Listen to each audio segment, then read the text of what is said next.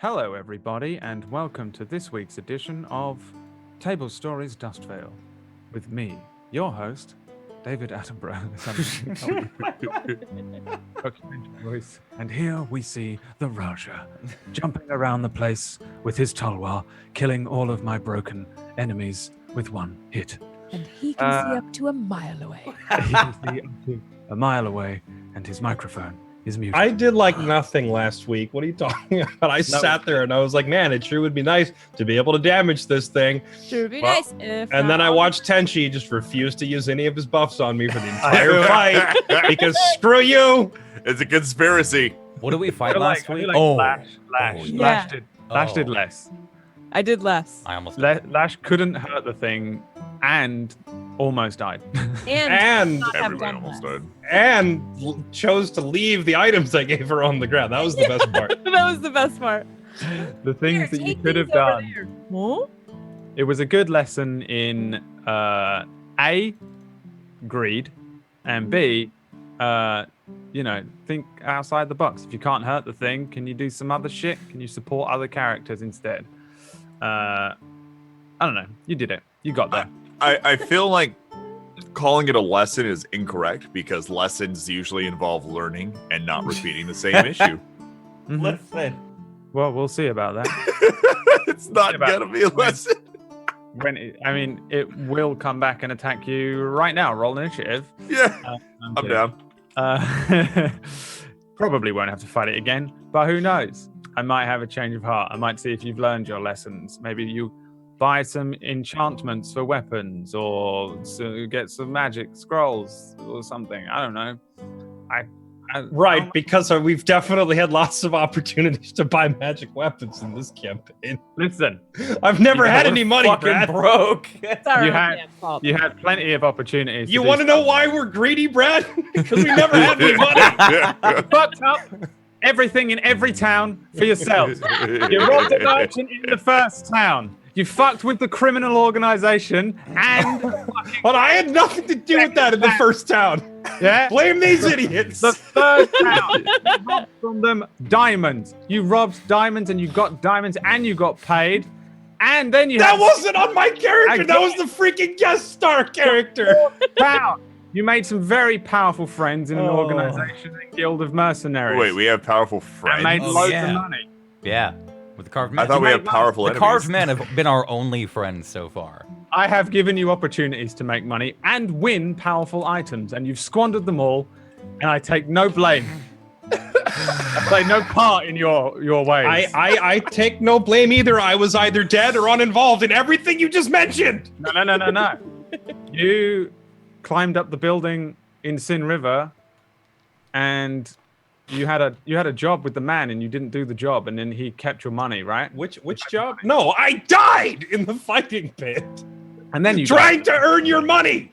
and then you died in the fighting pit. But that was Carlias's fault that you died. You can go suck a big bag of dicks, all right? No, not even just Brad. All of you fuckers. Oh yeah, let's go to the fighting pit. Nothing can happen. Fast forward, or rewind. Oh yeah. a So year. I guess what you're saying is the truth hurts, Connor. Is that what you're saying? Oh, who died last week, huh? Nobody. Nobody. Oh yeah, because you actually fought. Oh. Yeah, imagine that. No one died. Oh. All right, let's play D&D. You guys, I almost Tell died. Carl I Elias had will one remember health that last one. week, dude. One health. you guys have some nice stuff. I gave you guys some cantrips and some special powers early on. You guys got some stuff you could have sold. You guys got Yeah, I want to sell my stuff. you guys got some money now. Yeah. Let's start with a fresh slate. You almost died, but now you're entering a town, and you finally have cash money. A I little love bit. this campaign. You have a little bit of cash money, and there. No, I'll just let you find out. So, let's Oh, play some shit. D&D. Let's just jump right into it, as Keemstar says. Let's get right into the campaign. So you guys, you don't need this. Almost put you on that. That would have been a terrible, terrible mistake, Bradley. revealing that. Let's have a look. What do you see here? The end boss. The end boss. Did I at least get you for a second? I don't think I Damn. have anything in here that's the end boss because I know that I'm an idiot and I'll fuck it up. But I did almost show you a thing that I wasn't going to show you yet. Jay, didn't you do that in our campaign? What? You not the end boss, but you like accidentally flashed on screen to like the boss fight of a cave we were exploring. I can't remember which one it was. Yeah. There was something wrong with the overlay, and Roll20 was like, have everything. Oh yeah. I remember. It Yeah. was the episode where Mitten's character died falling off the cliff, and he was super upset at you about it. And then when we were exploring the cave, it was just like this massive ogre thing. And I was like, are we supposed to be able to see that? And you're like, Yeah. hang on. And then it just We just dragged it off. It was fine. It was. we're like, so I'm guessing there's a boss fight in that room. Roll20 will It's never fuck happened. you. Roll20, yeah, don't ever. I learned to never do that again. But That was the one lesson. Roll20 for the times that has fucked me up has saved me more times than that, and saves me so much effort and hard work, like maths. Hashtag ad. Hashtag ad, if only. Roll20. Hey, Roll20.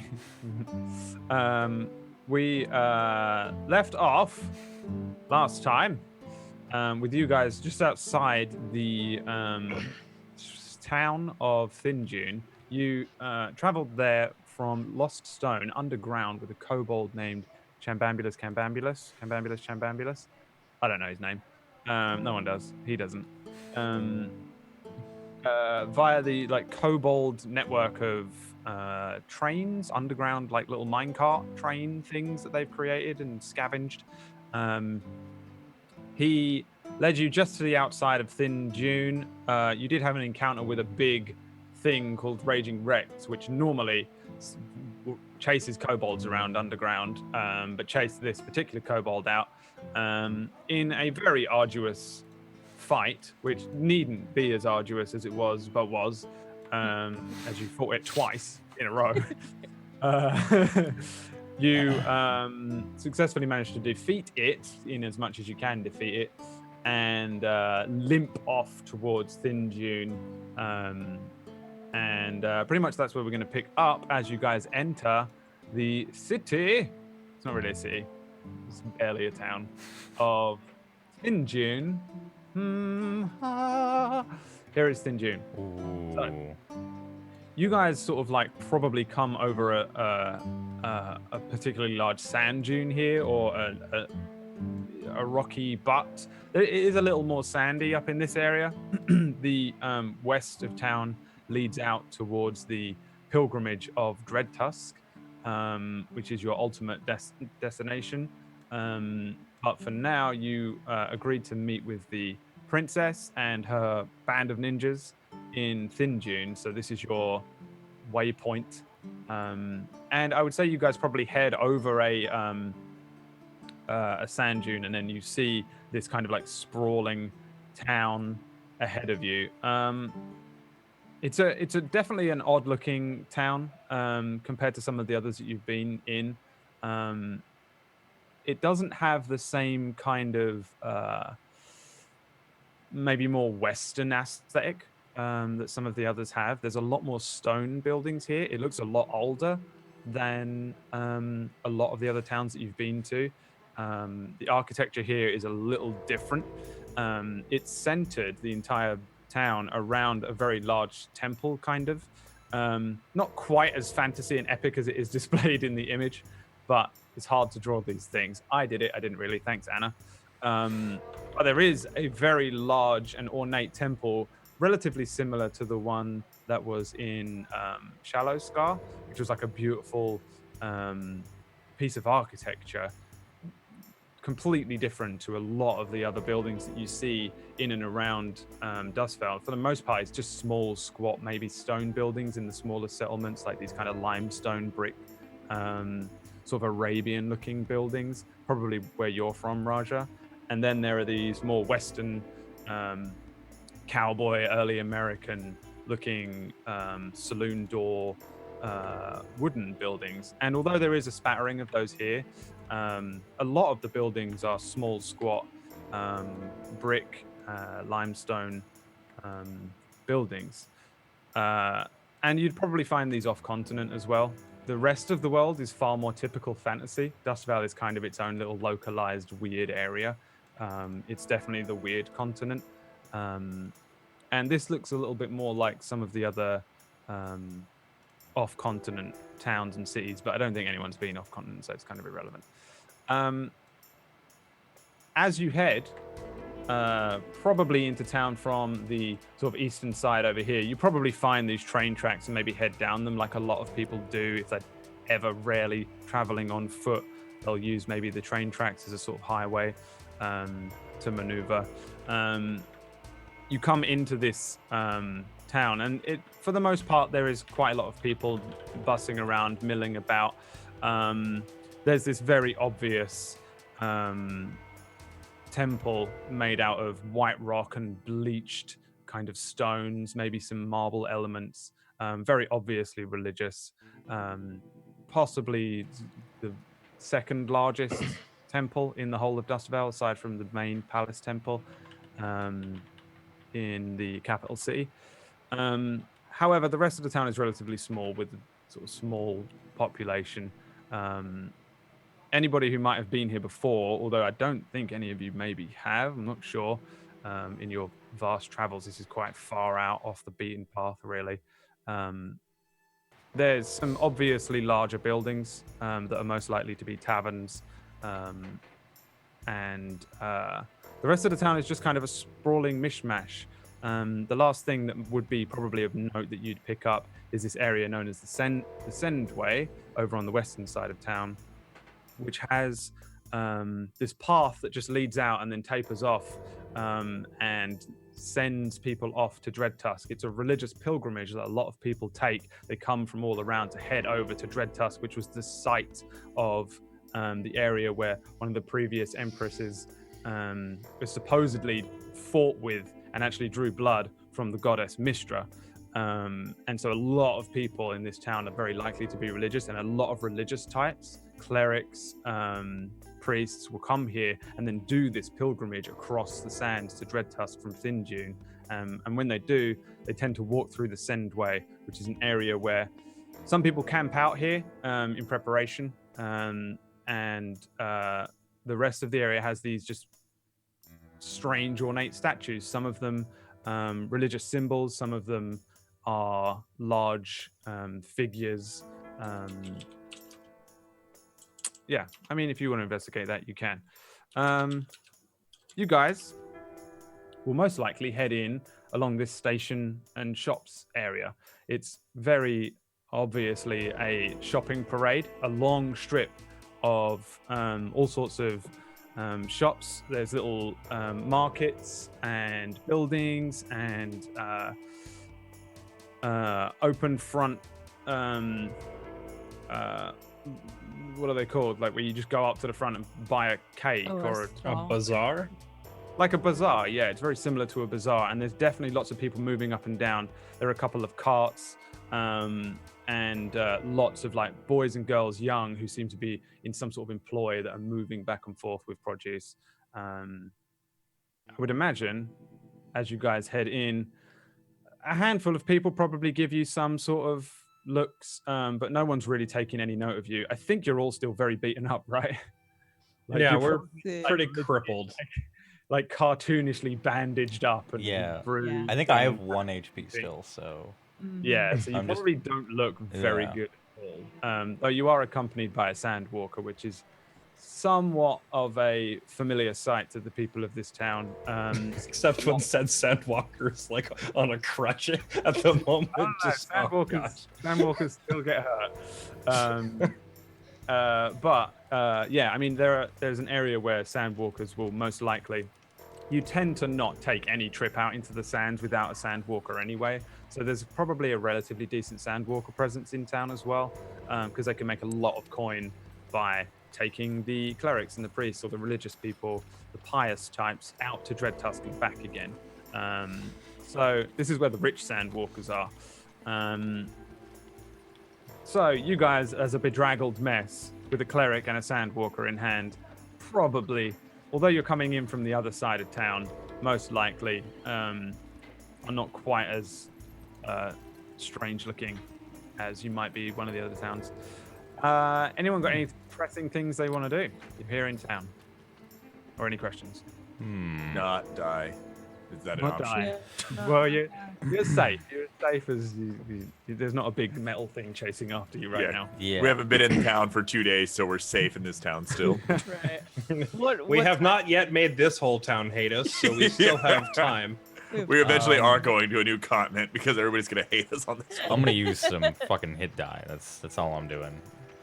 Oh wait. Can I? Oh yeah. Okay, that works. If you got them, I think No, everyone has. It gave me a blank thing. Okay. 4, 5, 2. Yeah, you should have all your hit die, and you're free to use them now if you want. You've been walking calmly, and I'll be meta. Nothing's gonna jump out at you just yet. It's good for at least an hour. Are we're near the shops? Yeah. There's a huge parade of shops. Yeah, Well, lots yeah. of Yeah. Okay. So. all of your, just for meta reasons, all of your basic general PHB things, adventuring gear, weapons, and armor can be purchased along this parade of shops. But there are a few other more notable shops here as well if you want to do a bit of a shopping spree at some point. I apparently can only roll 9s for my hit dice. That's pretty cool. What a terrible shame. Yeah, oh wait, right? hold on. Oh Are my you supposed God. to? You're supposed to add your con bonus to each roll of hit dice, right? It adds it automatically for you. Oh, If- I was just if I you're was using- manually yeah. rolling it. Oh. Must be nice to have a con bonus. Yeah. Right. My con bonus is 1. Thank you. I'm not Lash. Yeah, we're not the tank Lash. Are there any like I'd say stores with any magical wares kind of in the vicinity? Can we? Maybe the building labeled Mageware. Is there? Oh really? Oh my God! I was thinking on the shop, but okay. Can we go to the? Give me a perception or an investigation check, because Okay. you're probably more up the station end at the moment. You All guys right. are probably like surrounded by people. There is a couple of people with horses and carts and things in your way. So, you see 2 Major. areas that you believe maybe. You see one. You hear of another. Okay. As somebody walks past you, you hear a boy shout to another boy, "Yeah, just take that to the Mageware," and then he runs off down an alleyway. In the very center of the parade, a little further down, you see a symbol or a symbol hanging. What's it, Majogget? I haven't had enough caffeine today. Hanging down with a symbol of a potion which says Gordon's Alchemy above it, which may also have some magical things there. So yeah, there's some Okay. mage-based things apparently, according to a boy and a sign.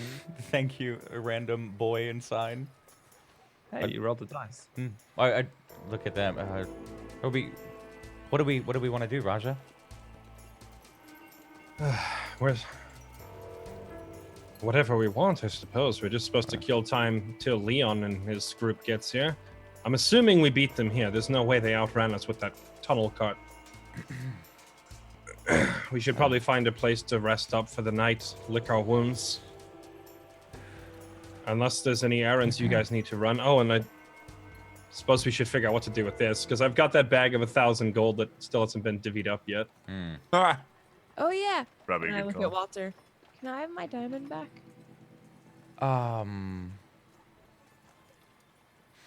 Yeah. I'm gonna give it You back need to her. No, well, I'll just buy another one. It's okay. But if you need it. No, it's fine. I'll just buy another one. It seems like a waste of money buying another one. I reach out and I hand it back to him. What? We don't really have a ton of money. If we can avoid buying expensive jewelry, that would be preferable. I mean, it lets me use the spell, but it's yours, Lash.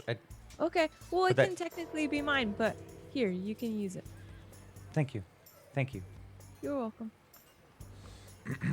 Lash, did you just give away a gemstone, even temporarily? Is that what I just saw? I mean, it's still mine. Right. but and he didn't hurt it. I looked at it. Brad, would Chalice know anyone, any contacts here? You want to fucking scout out a bounty right now? Well, not bounty per se, but more just like underground contacts, like kind of thing.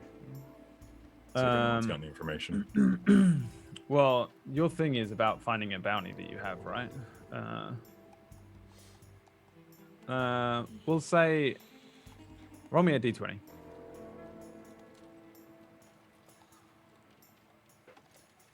You know of a person in town whose name is Gelgrush,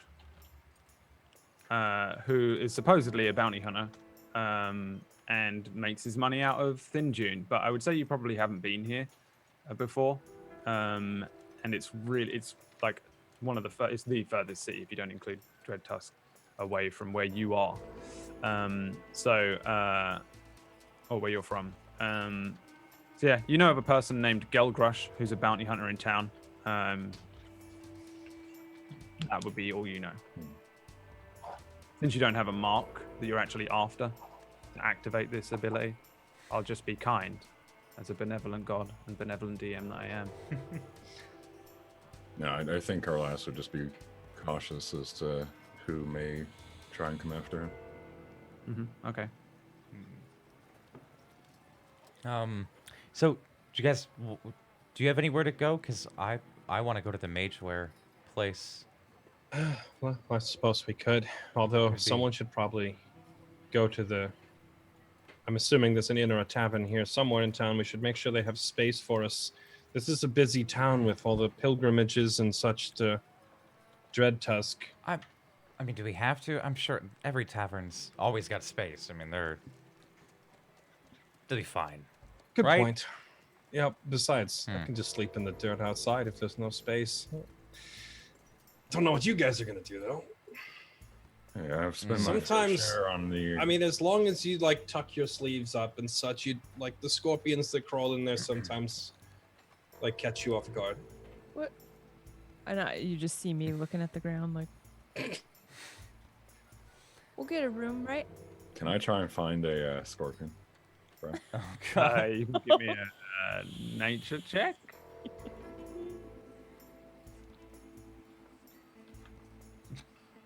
You look around, there's no scorpions here. Damn. I feel confident with this.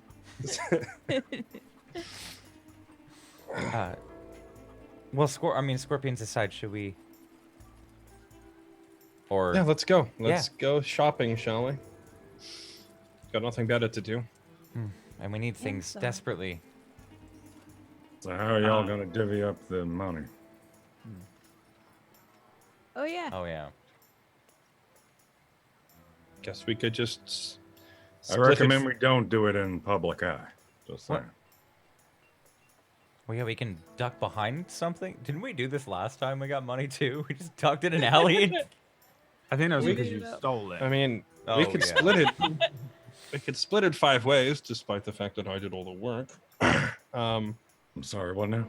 Huh? I was saying we could split it 5 ways. No, the part after that.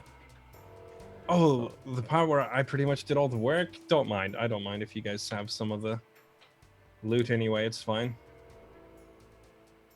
Above Chalice's head, there's text that says Chalice will remember that. Jesus.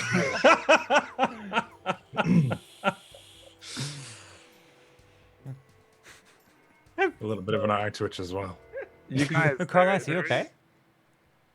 Oh, I'm dandy. Mm. Oh, okay. So Okay. are you all right? But your There's eyes- strange writing in the air over your head. Someone's druid. There's plenty of alleyways nearby that look empty enough that you could duck down and. I'm not gonna bother. I'll just like divvy it up and give 200 each to everyone else. Not like flaunting it, but like not really actively trying to hide it either, because I'm fairly confident no one's gonna try and attack us in the middle of town. Yeah, maybe like 10 feet away, you see a group of halfling clerics doing exactly the same thing. Just like they're just there, like, okay, well, let's just buy things. Like, this is what people do here. Meta-wise, this would be a good time to divvy up the money and spend it, because you'll go on a big thing in a minute. So here's a decent opportunity. You wanted one. You got it. You're welcome. I'm a benevolent god. Thanks. So yeah, mageware. Yep. And wait, hold on. Have All of we? you, you're not splitting up or anything. You're just all kind of bundle into mageware. Yeah, I just want to be Can sure. I, Can I tell if there's any like gunsmiths or anything? Give me a perception or an investigation check, unless you are just all walking to mageware, in which case I will tell you everything on this street. Yeah, I think we're all walking, right? We're all. If you're all sticking together and just heading down this shop's parade, Yeah. then Yeah. yeah, unless because I didn't know if somebody was buggering off. I'll do one anyway. Yeah, there's an armorer here. There's a blacksmith. There's a weaponsmith. I would say you probably just from looking at the store from the outside don't know what they sell in there. But if you're gonna find anything that you want weapons wise, it's most likely to be in the weaponsmith. So there is one of those. There is also the alchemist. There is, my whole thing is gone. There's a shop known as Zergum's Things and Stuff. And then there are a bunch of just different general looking stores that essentially you can pick up all of your basic adventuring things. I'll give you like this stuff just to remind you that you guys see quick it if you want. These things can be purchased at these prices anywhere along these areas. There is finally the mageware store, which has a word above mageware, but looks old and rubbed away. It barely reads mageware, though it does have an image of like a scroll and then a wand behind the scroll on its sign, which is sort of hanging a little lopsided with age. The mageware store is slightly separate to this whole huge bazaar and gaggle of shops. It sits kind of like a little cottage, just off from where the whole shops parade is. It's a little quieter down this bottom end. It has like a door and then a smoking chimney, very different to the other shops, which are... And the shops parade is more traditional wooden saloon style, typical Western style, and it's the rest of the town and the houses that look more stone-based and fantasy-esque. So yeah, you would definitely see a weaponsmith, Carlisle, and as well as an armorer and a blacksmith if you wanted to do some extra bits and bobs. Shit. I'll pull on Walter's arm as we're walking. Hey, what do you think's in that shop? And I point over to the things and stuff store. I don't know, but I really want to look. Do you guys want to? I Do mean, you guys want to stop here, or should we? Yeah, Is anyone let's go in there. anyone else? Maybe they'll buy some stuff. I'm opening the door then. I'm going right in. Into the mage place? Yeah, oh no, into the things and Yeah. stuff. That's the one Oh, that things Carlisle. and Yeah, stuff. Carlisle has pointed out Zergum's things and stuff. So I'm just walking in. Cool. Yeah, you open up the door to Zergum's Things and Stuff. And very Oh, loud God. music. Oh gosh. Why do they have this loud music playing in Very here? loud. There is music playing from somewhere deep within this small. Oh. You push open the saloon-style doors, and there's an area of about 3 feet where there isn't anything, and then there's just what can only be described as a hoarder's paradise in front of you. From the ground to the ceiling, there is books and chairs and ornaments and various bric-a-brac and just rubbish and little strange rivulets of small holes that seem to be how you would navigate through the store. Lash, you are very likely the only person who can actually truly navigate this store easily. However, as you open through the saloon and the bunch of you bustle into the small area, there is some music playing somewhere in here, and it sounds like 3 different sources of different music. and then you hear a little ding above your heads as a bell goes off, and from somewhere deep in the store, you hear, "Oh yes, just 1 minute."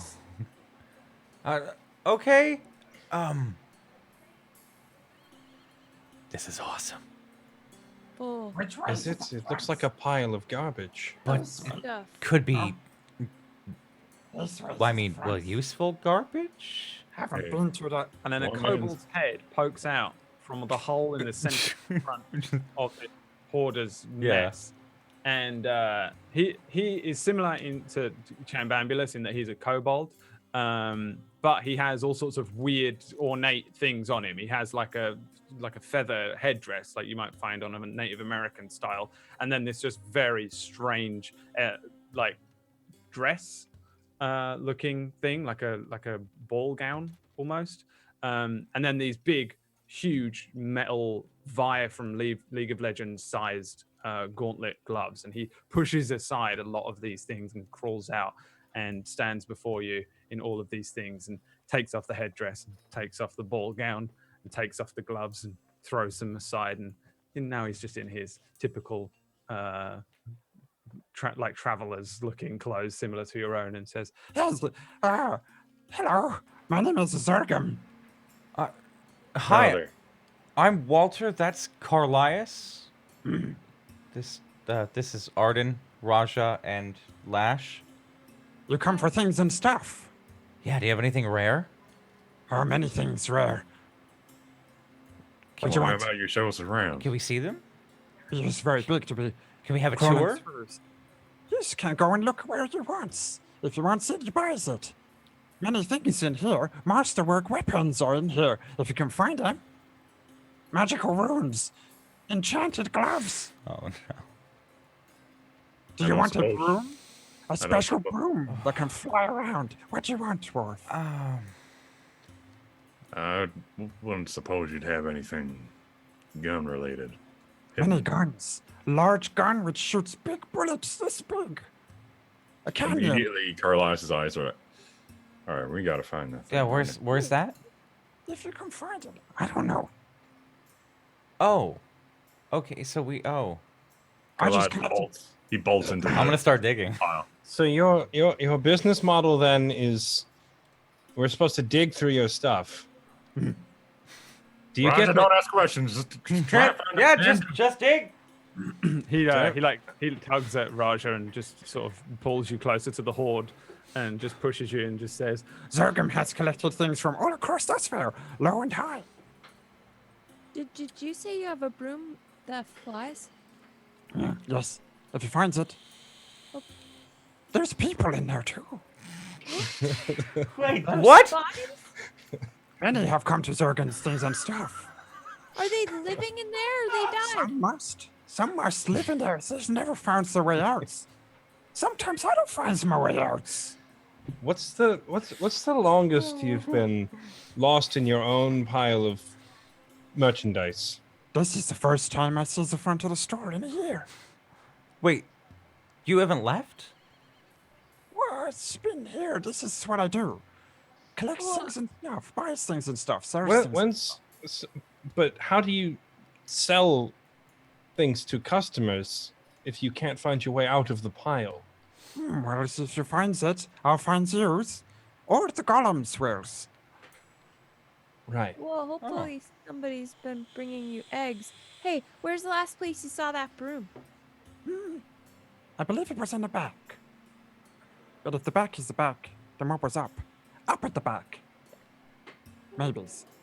Areas of this have no gravity. Immediately, Carlis says, well, I got an idea. And I pull out my rope and I kind of like whip it over to Walter. Tie up. Okay. I'm gonna tie up, throw it over to one of them. To Arden. Arden, you coming? Sure. Just throw it to Arden then. And I guess are we all gonna tie up? I'm gonna go toward where he sort of told me the broom was, and I'll tie to something. I don't think you like need a to. desk or whatever, and head in.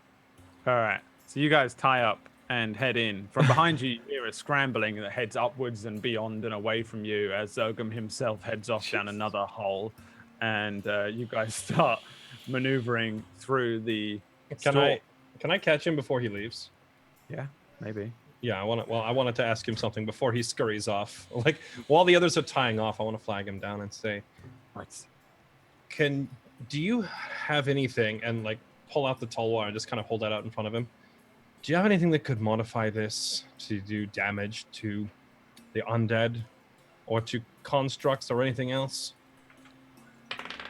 Yes. Do you know where to look for it? No.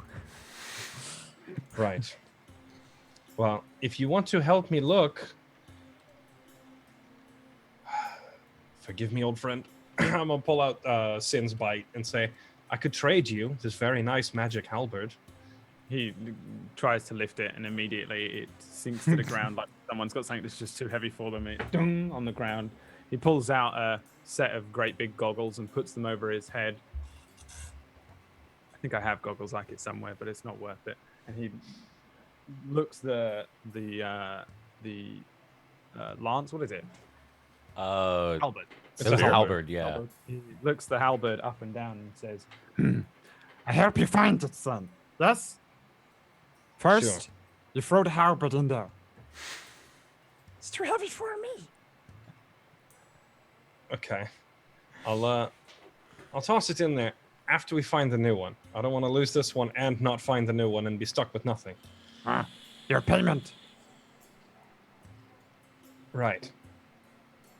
You want this after he finds it? I'm saying I'll pay you after you find the thing I'm looking for, not before. Let's see how dumb he is. Give me a persuasion check. Anything with this voice is a pain in our ass, always, and I love it. I love that you went straight to the kobold shop after I've...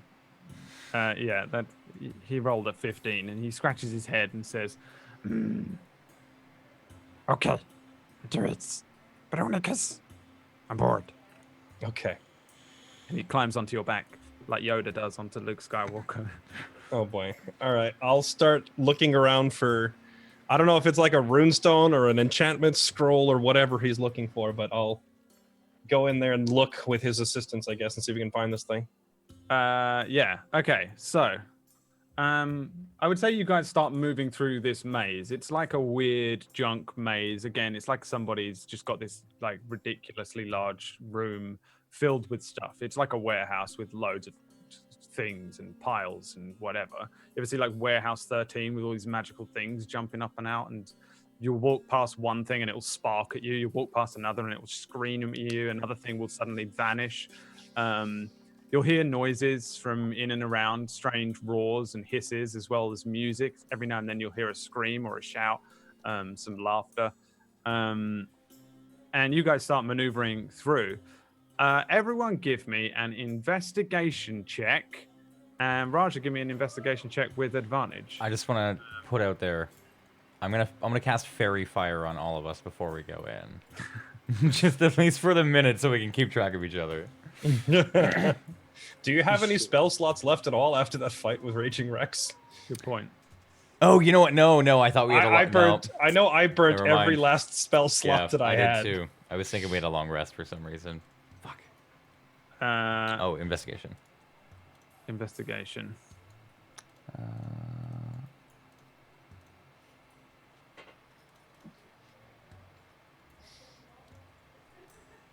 There we go. Okay, let's see here. Damn. So you guys are looking around for stuff that's interesting, and for the most part, you just turning up shit. It's just shit. It's just stuff that someone probably thought was awesome, and mostly it's crap. You'll touch one thing and look at it, and it'll vanish, and it's gone.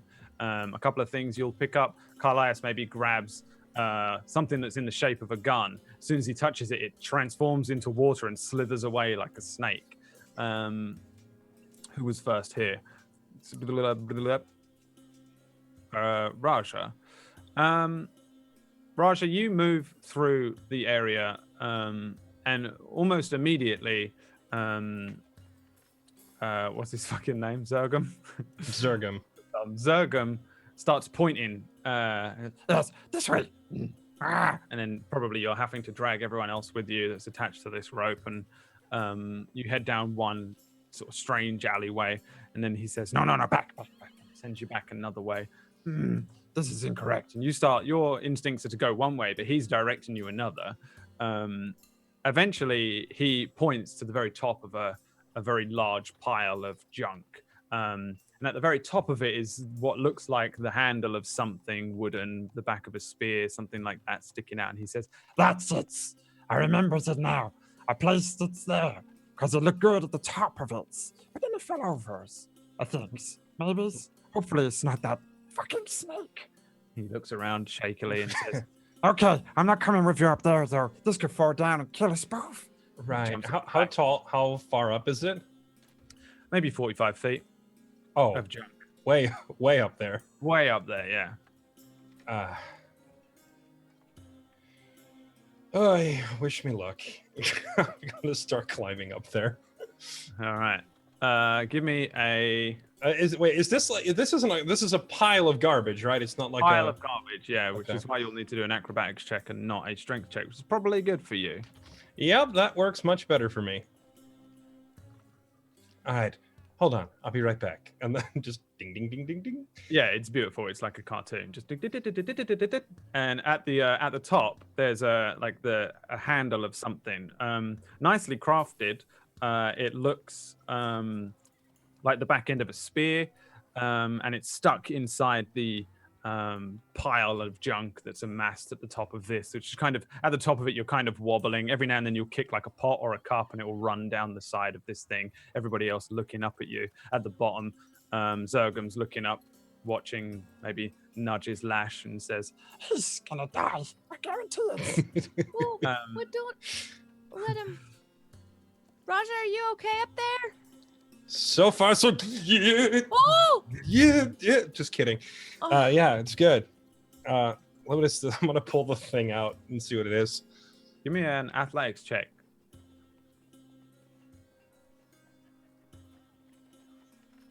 You pull at this sword in the stone style thing, and it doesn't budge. It's really heavy. What is this? It's less like it's heavy, more like it's stuck on something. Uh, You can really try and yank at it again with another athletics check, but it might completely dislodge everything at the top and send you spiraling down. okay, instead of doing that, I'm gonna hold on to it with one hand, and I'm just gonna one at a time remove the other objects until I can see what is pinning it in place. Yeah, you spend a little while moving a few things about. You see that eventually it's just stuck on or in what looks like a giant chair, something like that, or like a lounge thing, torn up, old, beaten thing. But the blade of whatever this is stuck in the side of it, and it's lodged in such a way that it was just stuck. Pulling at it really hard might have moved the entire chair and sent everything spiraling down, including you. Okay. Now that I can see what angle it's lodged in at, I assume if the blade is stuck in, can I just do this and wiggle it loose? Yeah. You start pulling this thing free, and as you grab hold of this wood, it feels like very strong, very nicely made wood, but there's no engravings or anything strange on it. It's just nice. It's polished. The end of the blade slowly begins to pull itself free, and what you see is a tulwar. You pull free an almost duplicate of this tulwar that you've been carrying around with you. However, the end of the blade is black, and there is a slight glow to the back end of the blade itself, which glows a very, very faint green as you pull it out. Huh. I'm holding it side by side with mine. Wow. It's like they were molded from the same steel. right. What do you I'll- find up there? A sword that looks a lot like mine, but there's something different about it. Hang on. I'm gonna try and get down from this pile without dying. Give me an Hey. acrobatic. before I jump down, I'll go, hey, you want to, and I grab the, I'm gonna grab whatever random object is nearest on the top of the pile and go, hey, you want to, and whatever it is, and like toss it down to whoever's closest at the bottom of the pile. I'm standing away from it. I have issues with flying tall wars. It's Arden. Oh god. Yeah. What's the closest object? A strange-looking box. I pick up the box and say, hey, Auden, I got a present for you, and toss it down, and then I'll do my acrobatics and see if I can descend without dying from this Give me pile. a sleight of hand. Nope. Okay. Not you. Sorry, Arden. Oh, gotcha. Oh, here Okay. we go. Oh! I did acrobatics and it didn't. Okay, there it goes. 14 to descend without dying. You wait. There's the second one. box down to towards Arden, and Arden very easily, maybe being hyper vigilant, waiting for a flying Tolwar to come towards him, just immediately instinctively lifts up his hands and grabs the box. Arden, you have a small wooden box. Warden, what's that? I don't know. Oh, hi, Rasha. What is this? I saw it and What's it in- reminded For me? It reminded me of you. I wanted you to have it. Ooh, I'm opening this right now. No, it's fine. It's fine. Corlias. What? You opening it? Oh, yes. It's empty. See? I've always wanted this. But Kitty, it is- Duke, but come here, it's a sit in this. Very, very nice box. It's a useful container for all of your various things. Like the cat. Exactly. All right, Duke, sit in here. I'm not going to close the lid. Just put your head down. The cat, God damn it, you monster. Ah. I can't hide the cat in it and throw it away. Yeah, Arden. You'd probably end up killing the cat if you put it in there. Did you just say throat? No, He didn't say that. Okay. Is there any writing on the side of the box? stupid cat. Nope. It's just It a doesn't very say plain- like Pandora's on it. No. Okay. Very, very suspiciously plain-looking box. Okay. Well, there we go. We got one new thing. This wasn't a bad idea. Oh God, the cat peed in the box. Oh, Well, Just keep it's yours kind in of the like bag. you break it, you buy it. Kind of. oh Yeah. God, we had a blanket, now we have a box of pee. This is disgusting. Can I while he's reacting with revulsion over the box, can I investigate the Tolwar that we retrieved? Yes, you may give me an investigation or an arcana check. Which one am I better at? They're the same. I'll do investigation. This is the legendary Black Tolwar. It is a +1 masterwork Tolwar. It is considered magical. And once per day, you may cast the cantrip Infestation, which I will allow you to look up and add yourself. It's a new spell. That is what you find in Zugram's, things and stuff. Don't you have to throw the spear? Can you remind me of exactly what a masterwork is? Because I don't think that's a 5e thing. It's not. It basically just is the +1 element, as opposed to the magic damage part of it. Okay, yeah. Is it magical and +1? So it's Yeah. both. Okay, so it's just a standard +1 weapon then. It's just a fucking really nicely mastercrafted weapon. Right.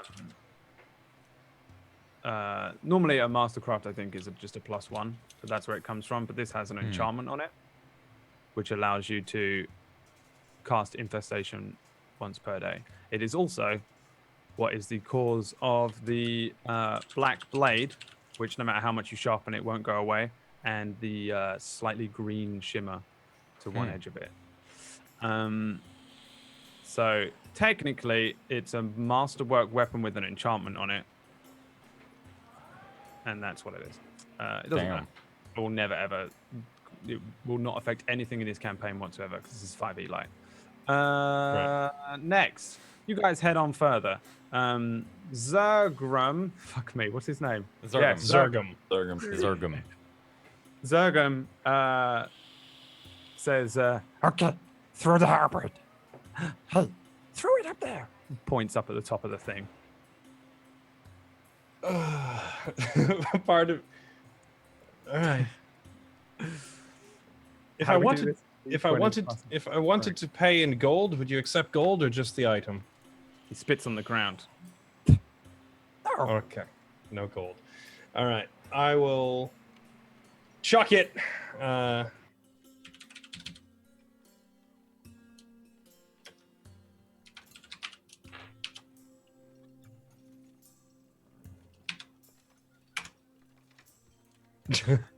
You throw it into like the bottom. It just like it's thrown nicely like a spear. But it just goes dung like in the bottom of the pile. And Zergum says, yes, good enough. Okay, now you pay the gold.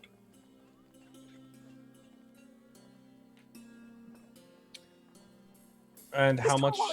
This Towers is not free. Right, I know it's not free, but I just gave you the halberd. But how much gold for the he trade? says, What's the exchange rate now?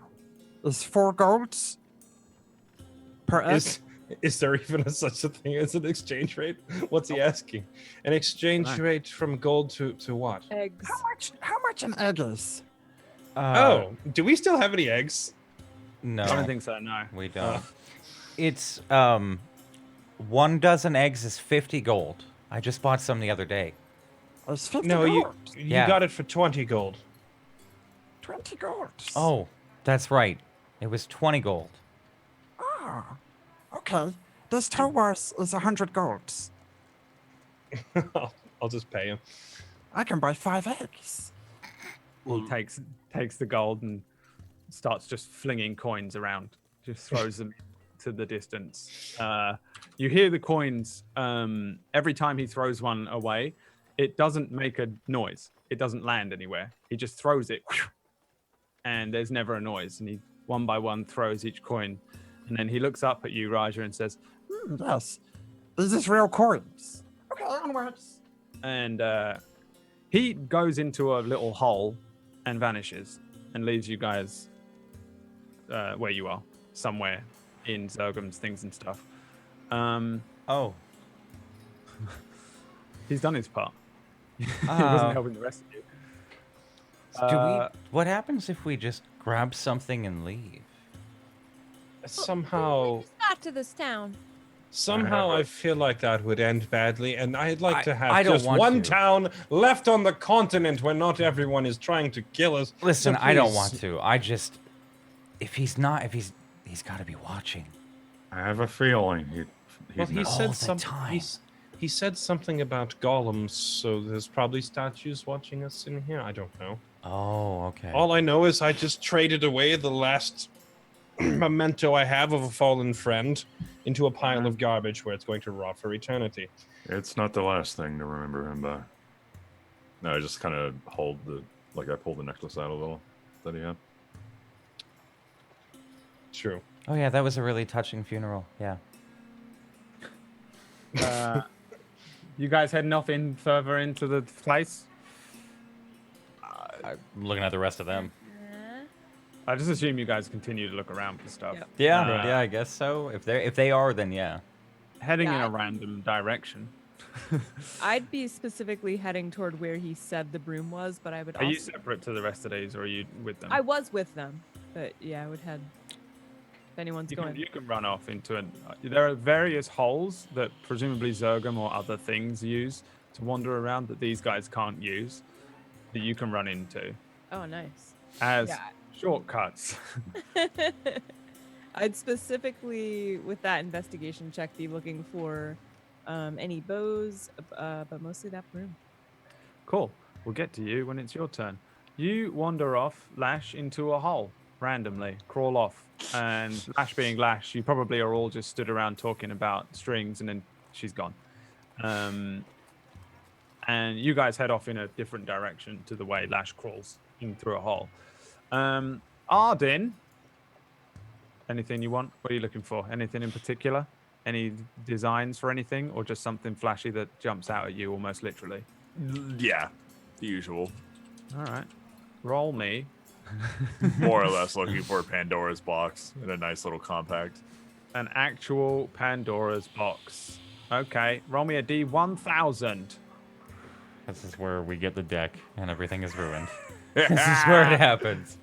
Y'all about to get that deck. 1D1000. 271. Okay. You are walking along. Oh It's already terrifying considering it's already. Yeah. When suddenly noise from one side of you, strange vibrating kind of noise catches your attention. As you walk past a particular shelving unit with all these things on, everybody else walks past it as if there wasn't a sound, but you immediately hear it and look to your right, and you see a strange looking cap. The cap is jumping around like this, and the sound seems to be coming from it.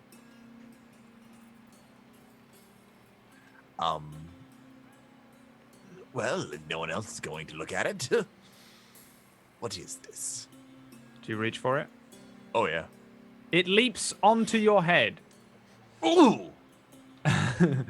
And you have immediately attuned to the leaping cap, which grants you the jump spell immediately. You may cast it. You've learned it. And you have advantage on saving throws against fear. As soon as the hat jumps on your head, you feel a strange jingling in your pocket. How much money do you have? If Fairlight has given me any, that much. So the 200 gold. 200 gold. Roll me 1d200. Oh no. You are not dealing with the merchant. You are dealing with the bot. Oh. Hey! Gosh, you lose 34 gold. You feel the jingling noise, and then 34 gold ping out of your pocket. Ding, ding, ding, ding, ding. And then they just vanish, and they shoot off in various directions and never make a noise where they land. Cool. There you go. So add that spell. I can't remember what it... I think it's a level 1 spell. Yeah, I'll look for it. You How just often can have I it- cast that? Is it just cast as like a regular one? You have it learned. Okay. So you cast it in amongst all your other stuff. Because you are a caster, and that's how that works. Or casters. Lash, you start heading through a strange-looking hole. Give me a perception check. Oh dear. Oh no. That was a good From- Odo, guys. Don't worry. No, it was not. On one side of you, there is suddenly a hissing noise. Give me a dexterity saving throw, Oh, good God. and then roll me some initiative. I will give you your token on there. You're welcome. What have you done, Lash? I don't like this. Oh no. This is gonna be as big as that Harry Potter snake, dude. It's just gonna start rampaging around while we're looking for books, and it's killing her. And we you, have like- no idea. Is she like crawled off way by herself, or can we see this happening? Oh no, she's gone. It's like Bilbo in Erebor. All the gold just falling while the dragons Dude. sleep. This is just Lash right now. Okay, so let me see here. There he is. You see next to you. Give me a nature check.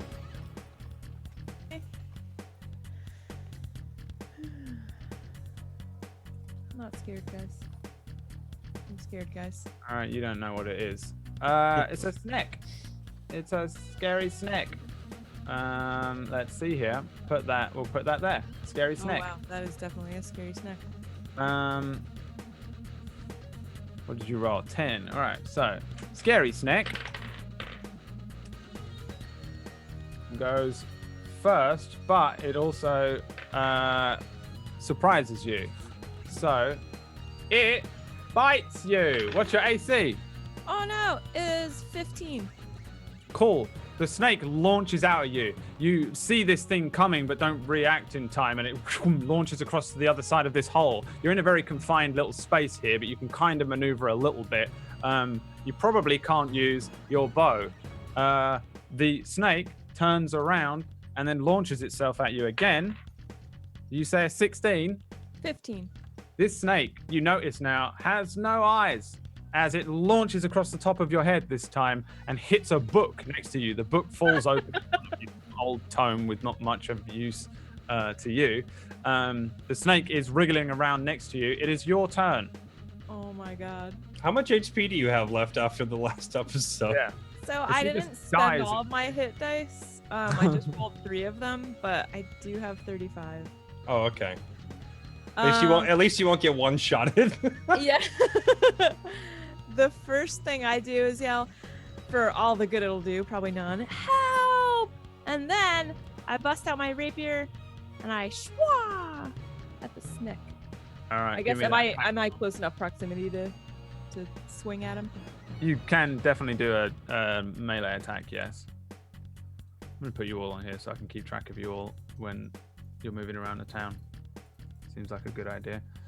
Let's see here. What is that? A 10. Nope. You too are blind. It is very dark in here. The snake hisses. It hears the sound of this rapier and bites the end of the rapier. The tongue flitting out realizes it's not caught onto any flesh.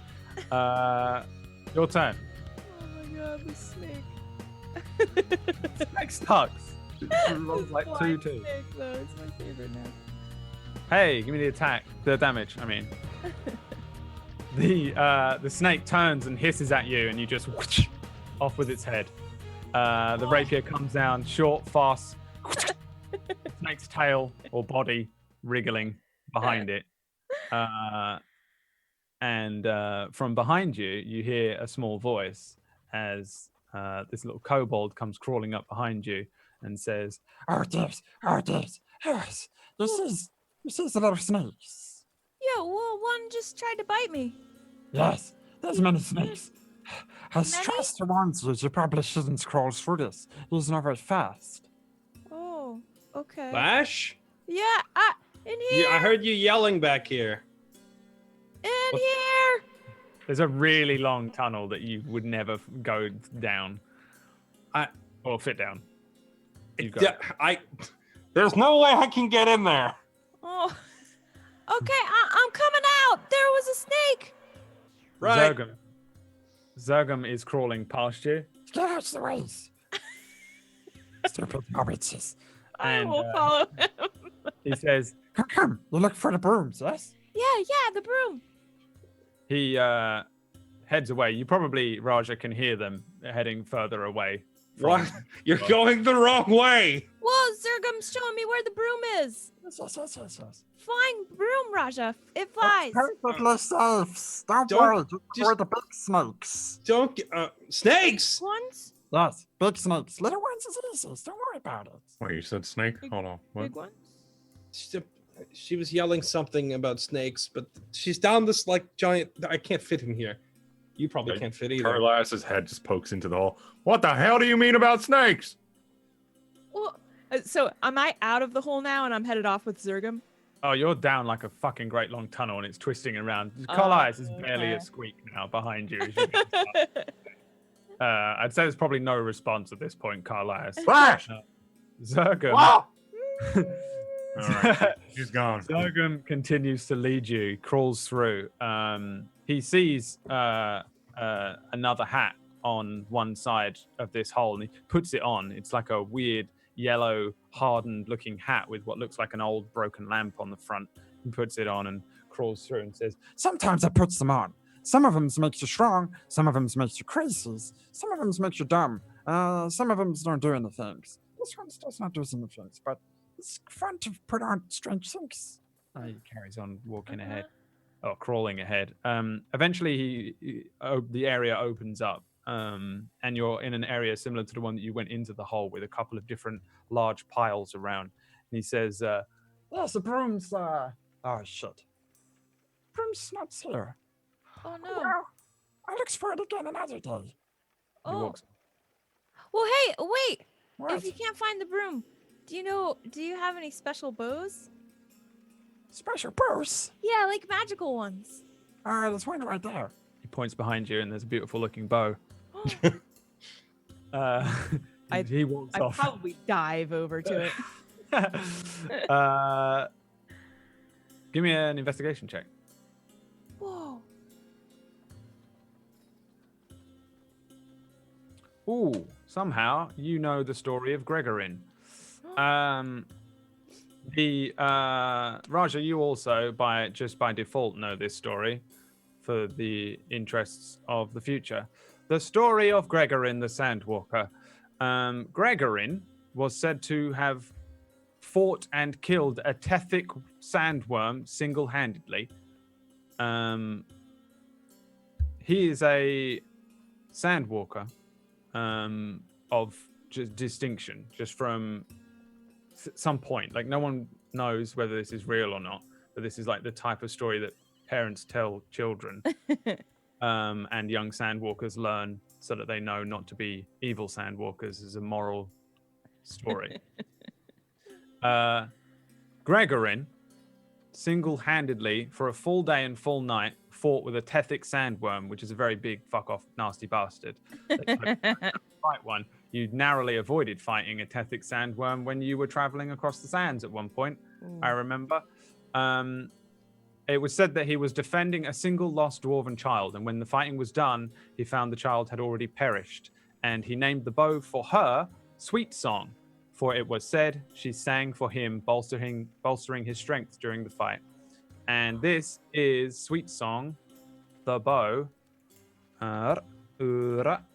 And this is also a +1 short bow, which does something else, if I can remember.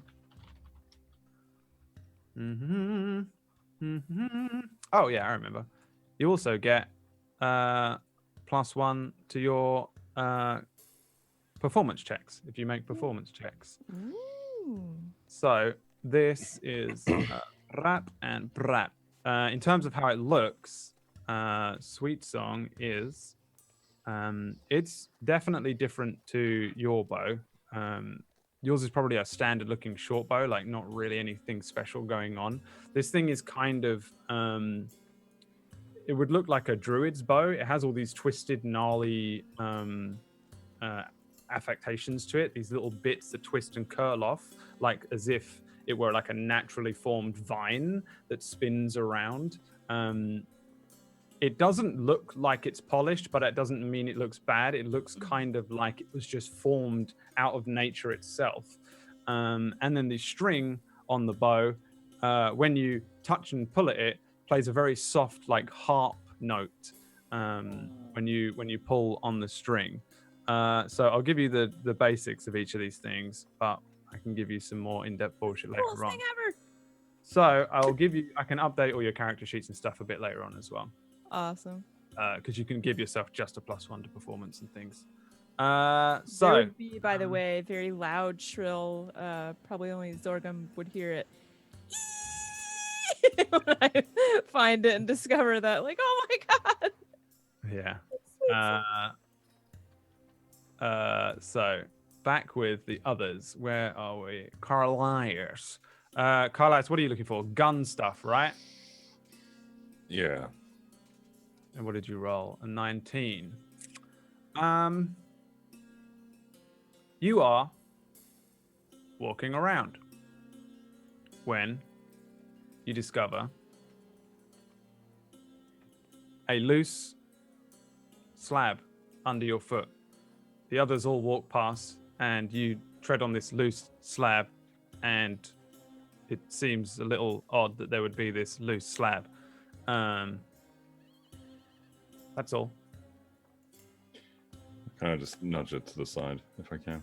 You can. Inside, you find a box of 32 frost bullets. These, when you hit a creature and deal damage, when damage dealt. Let me just copy this. You may add plus 1d4 cold damage. Oh, wait. Yeah, hang on. This is, and yeah, these are considered magical. There you go. You add that. Lash, how much cash you got? Forgot. Lash has 242 golds. 242. Correct. Roll me a D242. Carlias, how much golds do you have? 337. Roll me a D337. Welcome to Zergum's Stuff and Stuff, or whatever it's called. Things and Stuff. Oh no! Oh, not worth. Oh crap! That's insane. Ow! That's like almost as much as your fucking gun costs. All of the gold that is there from both of you pings out from beyond where you are. Just like you guys look like Sonic at the end of a level when you hit the thing. Yard sale. Fucking gold pings off everywhere and leaves the area. Just shoots every direction and just disappears. There's no noise. As when quickly gold as it came. appears. I would have paid that anyway for this, to be fair. Probably. So Can I retry searching for something? Can I search for something else? Nope. You guys walking along ahead. Who is next on here? We only have one left, right? The best. You want to risk all your money? Yeah. I mean, I only have what now? 36 gold. So No, I meant to whoever's up next. That's me. Oh. I'm not looking for anything in specific. I'm just looking for anything that looks like shiny, exactly how Tenchi was. Just In anything that that looks shiny and case- rare. You must do me the favor of no. rolling me a D1000. Ooh. All right, 964. At least that So, wasn't your gold roll. well, that's not bad actually. Okay, so you're walking along, and from a shelving unit on your left, you hear a shrill noise Oh fuck. begin to pick up. Listen, this is how strings died, okay? As you look over, you see a single glove, white, long, like a woman's glove that might come up to here, and it's floating and flopping around like a fish. The others walk on by. Can I inspect it before picking it up? Yeah, give me an investigation check or an arcana check. All right. I don't trust you, Brad. I don't know why. You shouldn't. I don't. Yeah. You shouldn't. In these. I sorts remember of the weird, book. I'm gonna give myself. random- No, I'm not. You look at it and it jumps onto your hand and attunes to God you. fucking. You. You find the Elysian gloves of neutrality. Now we'll write this all for you. T. is there any gems on the glove? I or- was hoping it was like a Full Metal Alchemist glove and just fucking just throw fireballs at people and shit. MJ's On the boat. back of the glove, there is the symbol of Elysian, which happens to look very similar to Colonel Mustang's. Is he a colonel? Can't remember. Is that his name? Yeah, it's Colonel Mustang. That's okay. That's funny. So this, the main thing it does, which is awesome, is give you a +1 bonus to wisdom saving throws, which is fucking useful as shit. Oh. It also has... I don't want to do this, but the ability to, every time you are hit by a monster, you glimpse a random image of its future or past. Oh, fuck me. Oh, no. What? That is the Elysian Gloves of Neutrality. And let's see here. You need to roll me. What is your goal? 333. Oof. Okay. All right. Suddenly, all All these right. coins start pinging out of your pocket. Ding, ding, ding, ding, ding, ding. Brrrr, and they disappear off into the distance. And that's everyone, isn't it? Mhm. Arden, Hey. you did do yours. Brad, do You- I happen to see him get the glove? No one sees anyone get anything. That's the magic of the store.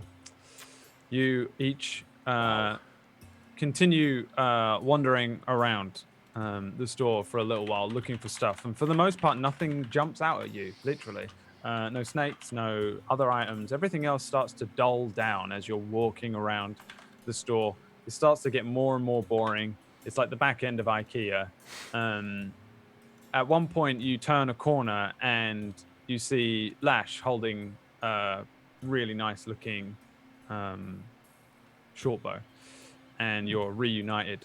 You take a few steps around one corner and you hear the sounds of the street outside begin to pick up, and you take another step around another corner and you see the entranceway the same way you came in, even though everything looks different. You find yourselves at the front of the store. There is a little kobold standing there, and on his head he has this very strange looking, what at first would look like a helmet, like a metal helmet.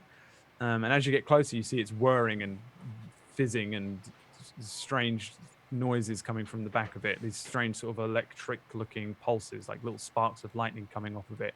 And his eyes are twitching. And he says, Hey, okay, sis. All right. Okay, I get it. Yeah, okay. Yeah, shut up. Shut up. he takes the hat off, throws it into the back of the store. He says, It seems you've overpaid. And so, you just get to keep some of your money's back. Okay? Which that one okay? Which ones of us course it's overpaid? okay. It's your pays as a groups. What if, because the gold's already gone, why don't we just grab another item? I don't think you understand how business works, sir. I don't I'm a understand how a lot of things professional work. businessman. I'm just Sir. gonna get between the two of them before Arden makes this any worse and say, right, so would we just pick our gold back up? Because it kind of scattered all over the room. Oh, yes, it Yeah, does what's that. flying around? It does that. It's okay. Here, it's in this bag. and he hands you, Raja, a bag of holding. Oh, thanks. It's okay. Just go now. Right. Is that a... Well, thank you. Thank you for my boat. This is the best bow ever. It's not a gift, you bought it. Yeah, but thanks for having it. Guys, and then I'm just gonna start like rattling off all the things about Gregor and like the tething sandworm and I'll give you the it's story one as sweet well. song. And I start plucking the bowstring like they care. Yeah, as soon as she says that, Raja just like hands the bag to Walter without really looking at it and says, "You found what?" And he comes over there. I found Gregor's I bow. see her just about to like just dry shoot the bow, and I'm like, oh, don't do that. And I'm getting my voice get a little screechy, and I'm like, "It's sweet song." Yeah, just don't. Please, just promise me you won't ever dry shoot a bow. That is really bad. What? Don't just Okay, pluck but- the string. That damages it. Trust me. Oh, but this one plays a little melody. You And can I get do a like that. harp. It does the same thing. Yeah, Yeah, but- this is an enchanted druidic bow. I think she'll be fine playing it. It's kind of designed for that. Excuse me, Uh-huh. Sorry, we'll get out of Oh, here. we're let's get going. we're out of here. closed. Bye. Wait. You can't be close. How much for another item? I'm sorry, sir. I am a businessman and I have business hours. I would like to go home to my wife. You can come back tomorrow. Fine. If we're here tomorrow, I'll walk out. Goodbye. Bye. Whoa, hold on. Who and how much did we overpay? On what? It's in the bag. You can count, can't you? Well, I mean, it's all in one bag. How do we know who overpaid and who did what? Probably I gonna don't fly to know. us individually. I don't know. I can't count. I rely on the thinking caps and the golems and the other store workers to help me work it out. Wait. I don't know. There's other people here, like You employees. just walked around this place. It's crazy. I don't understand it either. I trust in the system. Now get out of my store. Get.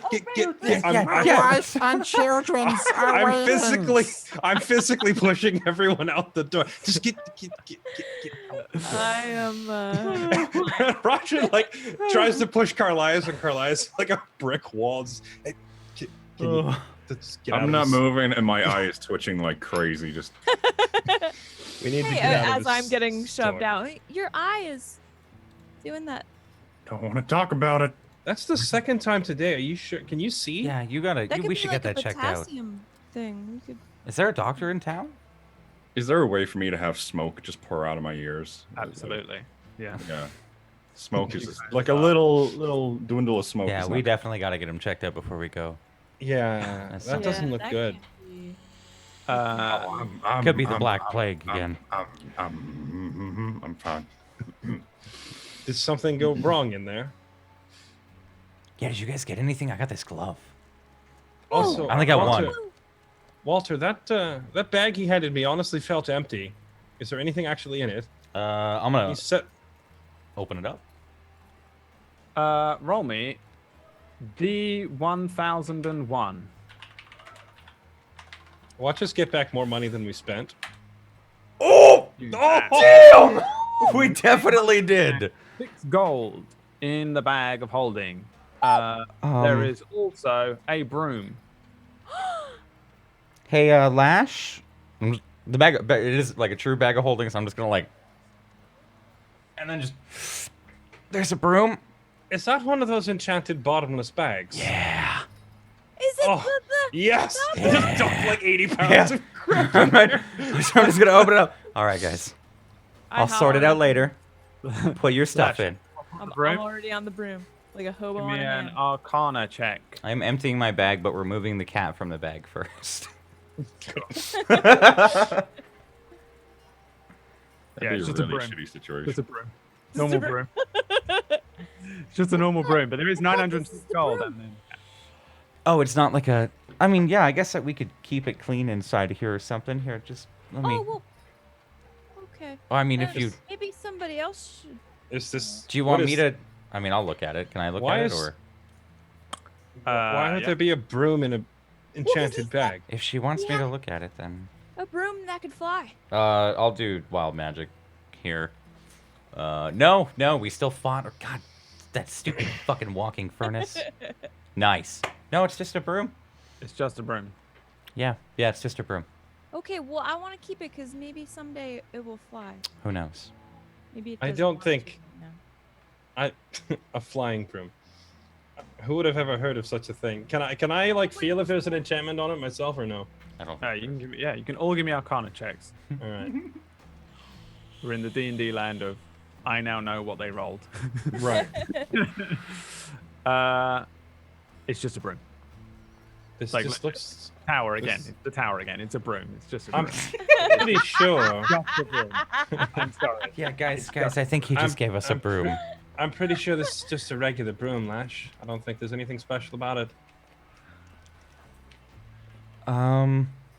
Yeah, just back in the back. All right, I'm just How gonna much? keep. How much money did organizing. we get back though? 906 pieces of gold. Does that sound accurate? Did we get 9. 900. Yeah, I How much did you guys all spend? I spent. I lost a lot of money Almost for these 200. fucking bullets.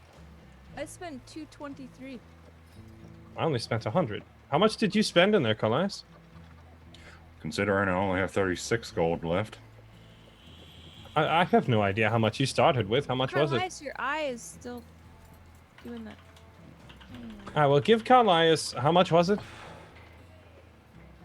906 for it No, here. Carlias. How much? What did you? How This much? was like Oh, 300. it's like 300 and something. Yeah, we'll give him all of his 300. money back then if he only got a couple of bullets out of it. Um, And the rest of it, we Here. could probably just save as like an emergency fund in case we need it, right? yeah. We could all just pool it and everyone just take Yeah, from it as they here's- need. Yeah, So just I'm hold gonna on hand to it. over- Just hold on to it and we'll use it in case of emergency, I suppose. All right, give me your money. I'm going drinking tonight. I'm handing it over 19 gold. That's all the gold I got. That's not what I meant. Okay. I meant hold on to that money I as know. an emergency. I know. And the rest of us just Oh. keep your own Okay. Don't worry. stuff to yourself. So, Jay, 306. roll me a d5. Fuck. I've got to be bank keeper now for our. Okay, there we go. A boy walks up to you. His eyes are completely white. He looks to be dressed in just kind of normal clothes. He just looks like a normal boy. But he looks up to you and he walks over to you, Raja, and places a hand on your arm, like on the back of his hand on your arm, like rests it on your arm, and says, Mother Numera will see you now, Raja. Does the name mean anything to me at all? Definitely not.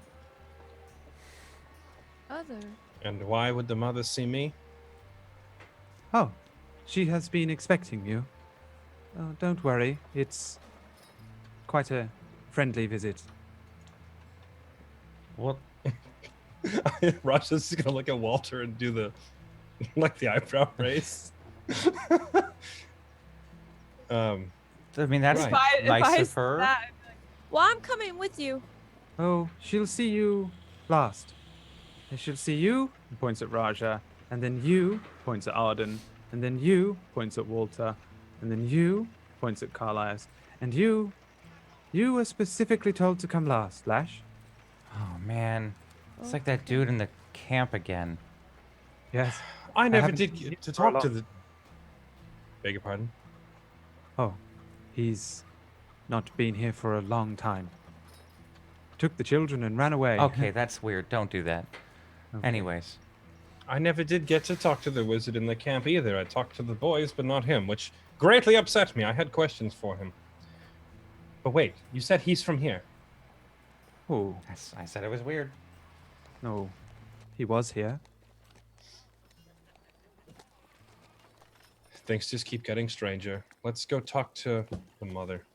I'll just follow him. Not even gonna question it. Just follow him. You guys are at the bottom end, near where that mageware is, and he turns around and points towards Mother Numera's house. There's another kind of cottage-looking thing, but it does have 3 stories to it. It's kind of like a very small, squat building with multiple floors, almost like a tower, but it's kind of square, and the stories to it are quite small. It looks like you'd need to be quite short to fit on each of them. So it's still quite a squat building, but a distinctive 3 floors with windows. The boy points to the building and says, "Yes, and remember, Raja, you first." And then he disappears, just like a fog. He just disappears into nothingness. Okay, that was really weird. Have you not gotten used to the weird when we travel together by now? Yeah, but like that was like, I mean, he knew who the guy in the camp was. I didn't even say his name. Wow, yeah. He just Well, knew. We'll just wait outside for you. I'll go see what she wants. It's Hmm. I haven't been into a temple or spoken to a prophetess or whatever she is in too long anyway. Whilst you do that, I'm gonna drink. Oh, Because goddamn, I'm gonna end up shooting someone. Carlos, how much Like money a did you storm. take? He would have took like 301. 301? Okay, thanks. I feel like the As whole he says time that, this he is stormed off. He's mhm. the whole time this has been going on. I'm just trying to grab some passerby's clothes and wipe out the pee out of the box. Just slowly backing up to them as they're talking and just like, Nicely done. And I think that's a good time to go to a break. And when we return, you guys can go and visit Mother Numera. Oh no. This Oh, doesn't no. bode well at all. Nah, you'll be fine. You'll be fine, I'm sure. We'll be back and probably dead. Probably dead. Maybe. Probably dead.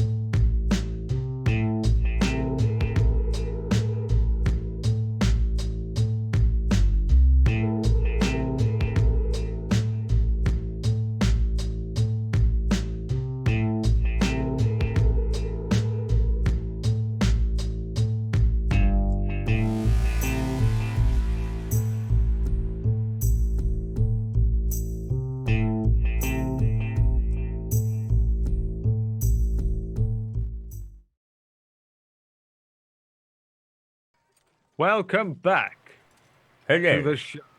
Activate my jump boots. Jump to Titan's heavenly clouds. Titan's heavenly clouds and immediately die. For you Yay! power to survive such a jump. That guy in that Elder Scrolls that just falls out of the skies. And Morrowind. Yeah.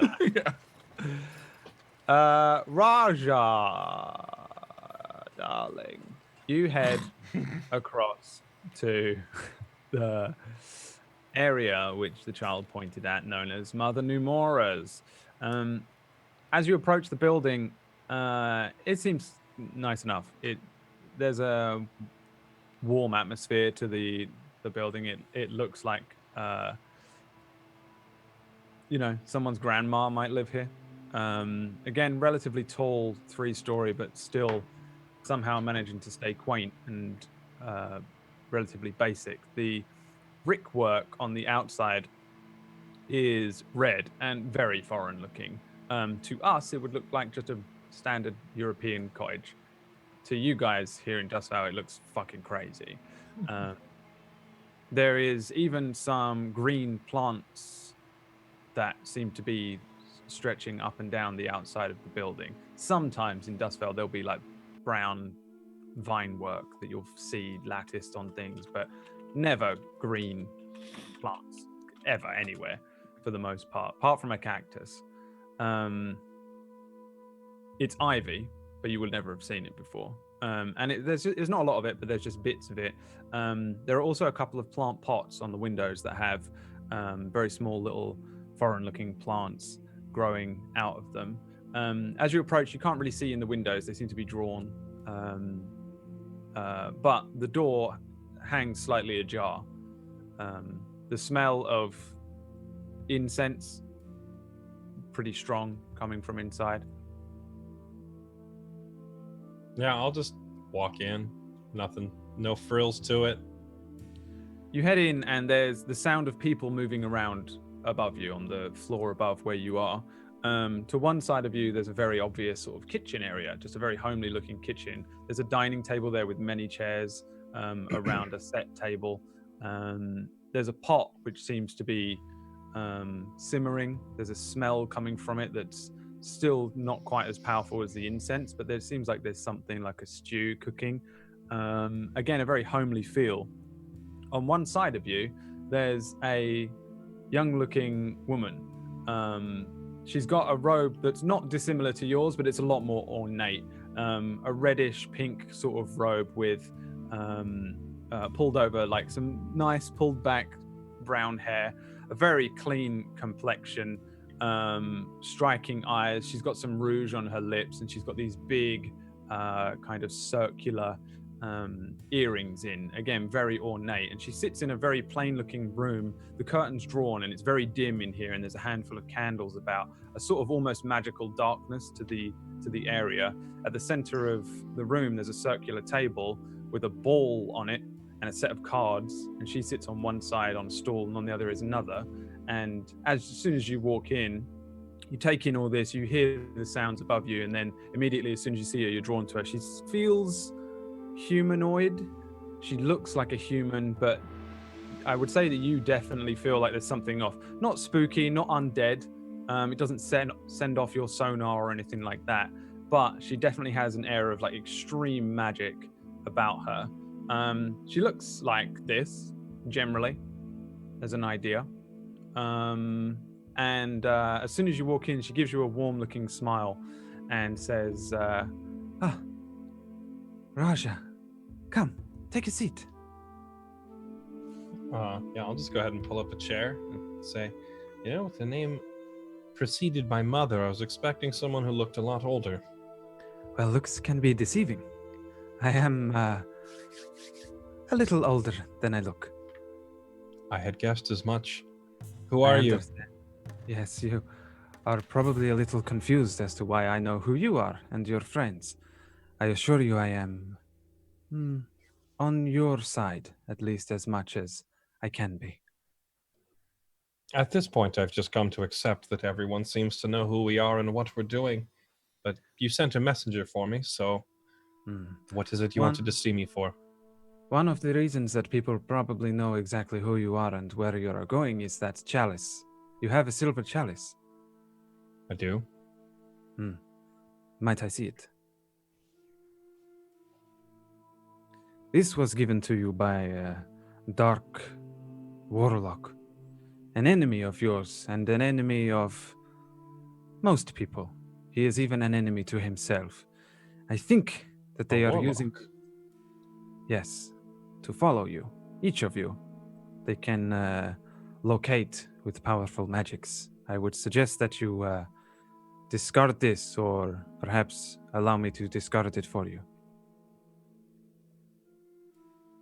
I was just gonna sell it anyway. Suppose it's probably safer to have it destroyed. She places it down somewhere below the table and says, we do not have much time, but your friends are here. Not the ones you arrived with, but above us, the princess and her companions.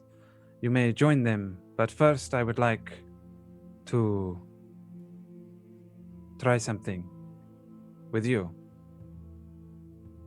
Go on. She produces a set of cards in front of her. The backs of them gold and plain looking. They almost look like playing cards, but they're a little too large. And she turns one over. Roll me a d22.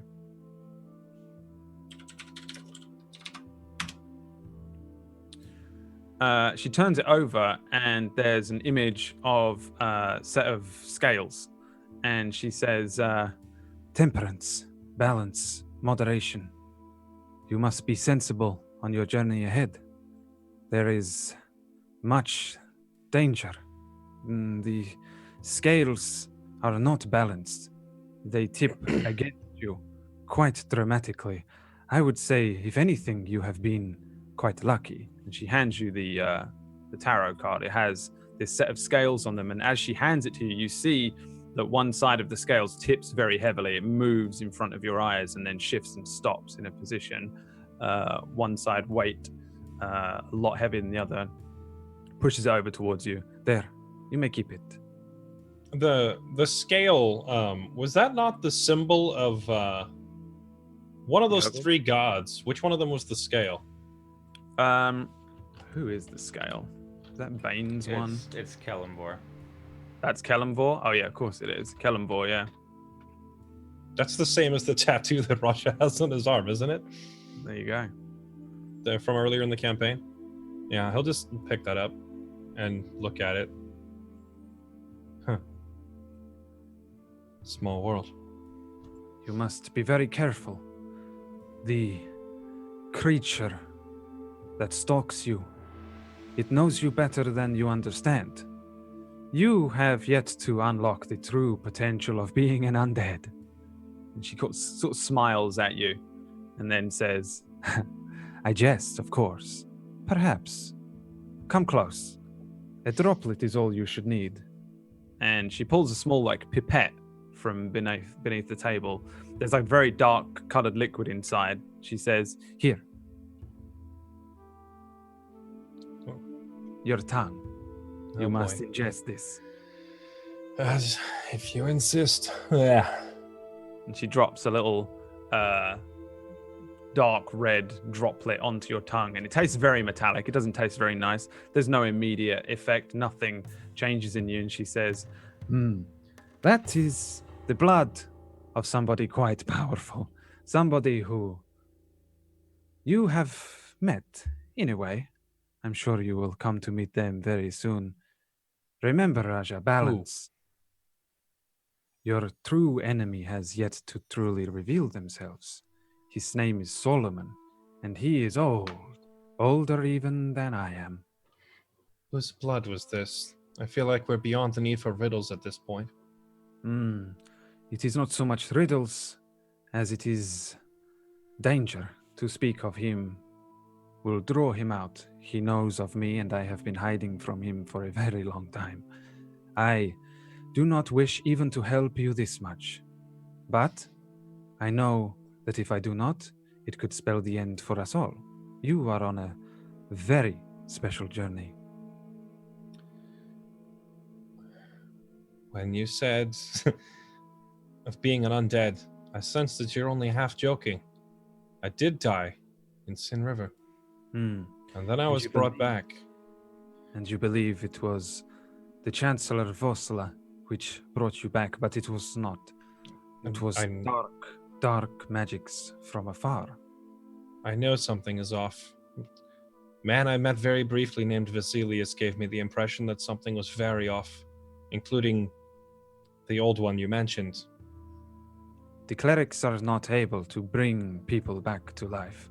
It is a magic reserved for necromancers. You and the other, the dwarf Callias, you were bound that day not to your trinkets like they said, but to this one Solomon. He took from you your life, and he used it to elongate his own. This is what he does. You are not an undead. You are not directly linked to him in any way, but know that some would say that you are now without a soul.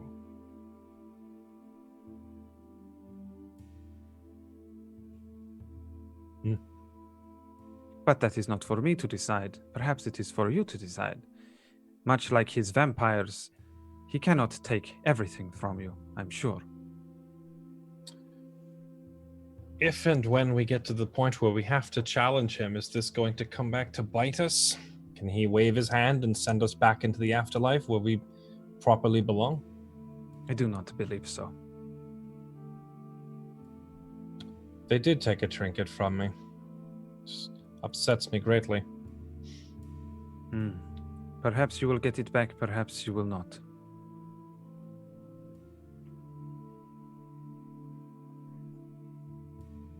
And you're not going to tell me any more about who or what you are. She pushes all of her cards back together and says, unfortunately, we are running out of time. The winds pick up, and I have many more people to see today. Please head upstairs and see your friends. They are expecting you, though I believe you won the race. And that's all that really matters, isn't it? I'll just kind of jokingly say as he stands up. You know, I might have died. I might have had multiple scrapes with the undead. I might have lost my soul. But you better believe I can still win a race. As he's walking out the door, just kind of jokes. She watches you head out, but although she's smiling when you turn around, the smile disappears quite quickly. Not in a menacing way, but just in a more sort of worried, concerned look across her face as you head up the stairs, presumably, unless you're going out the front door. I'm going to go up the stairs, but I'm going to try and sneak up on the other party instead. Okay, give me a stealth check.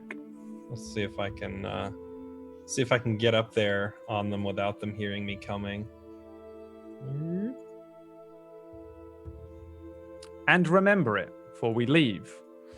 And head back out to your boy, Arden. Arden and the others, are you all waiting outside, or did you all head off to places? Did you all split up? I'm sitting outside. Yeah. Sitting outside? I I'm went sitting to outside. Yeah. Everyone I'm within probably 10 feet, fiddling with something. From Chalice, are you behind drinking? you, the sort of boy with no iris or pupil appears and walks around and puts his hand on your arm and says, she'll see you now. Please don't do that. Okay. And he disappears again, just Wait! fades away. Ah, God. Fine. Heading in. All right. Come, cat. I'm just gonna have the box underneath my arm with the cat in it and just walk in. You head in, you see the exact same thing as you saw, or as Raja saw, the same scenario. You don't see Raja heading up any stairs, but you do hear a couple of footsteps around up above you. The smell of incense, the sense of a homely, comforting area, the slightly lower smell and scent of some food cooking, and on your right, this woman, this very relatively young-looking woman, greets you and says, Arden, please, take a seat. Hi. Okay. My dear. This is Duke. Oh, a beautiful kitten. And she holds Do out you her want hand. it? Duke, Duke walks straight over to her and seems happier than he's ever seemed in his entire existence that you've known him. Curls himself around her arm and then curls happily into a very calm posture on one side of the table as she spreads her cards out and says, My dear, you may well be the only thing keeping this bedraggled group alive. But who's got your back? Wait, the cat or me? The cat, I'm sure, serves some help and some protection, perhaps to your mind, but no, you have a great power inside of you. You have a divine presence, and you really underutilize it. So what you're trying to say is you want another cat? Because there's another cat outside. It's a bigger cat. The other guy has it, but I can get it for you. Trust me. 2 cats are better than 1. I don't like the other one either. I do not need any cats, though. If you would like me to care for them, I'm sure I can. No. What I am saying is that you will be called upon very soon. You and the others will be running into battle, and it is not going to be easy. I would like they'll you probably to take die again. this ring. and she takes a ring off of her hand and hands it to you. This is all going so fast. I mean, you're very beautiful, and you get along with cats, which I guess is kind of a negative thing, but whatever. But, do I get half? She says, I assure you, this is not an engagement ring. I am technically still married, I suppose. Oh. Okay. No, this is known as a lifesaver. Something as a little backup to make sure that you are able to protect your friends when they need you. Though, be careful, the last person who wore it lost their hand before it was of any use. And let that be a lesson to you.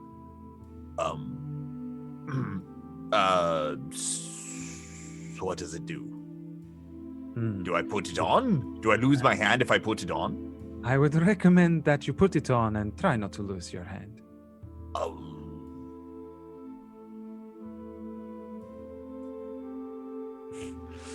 Nothing happens. It is a glass ring, though, which seems very strange. Though it feels very sturdy, it looks like it's made of glass, and you tap it a bit, it doesn't seem like it would very easily break. She points to the cards laid out in front of her and says, Please, pick a card. That one. D22, please.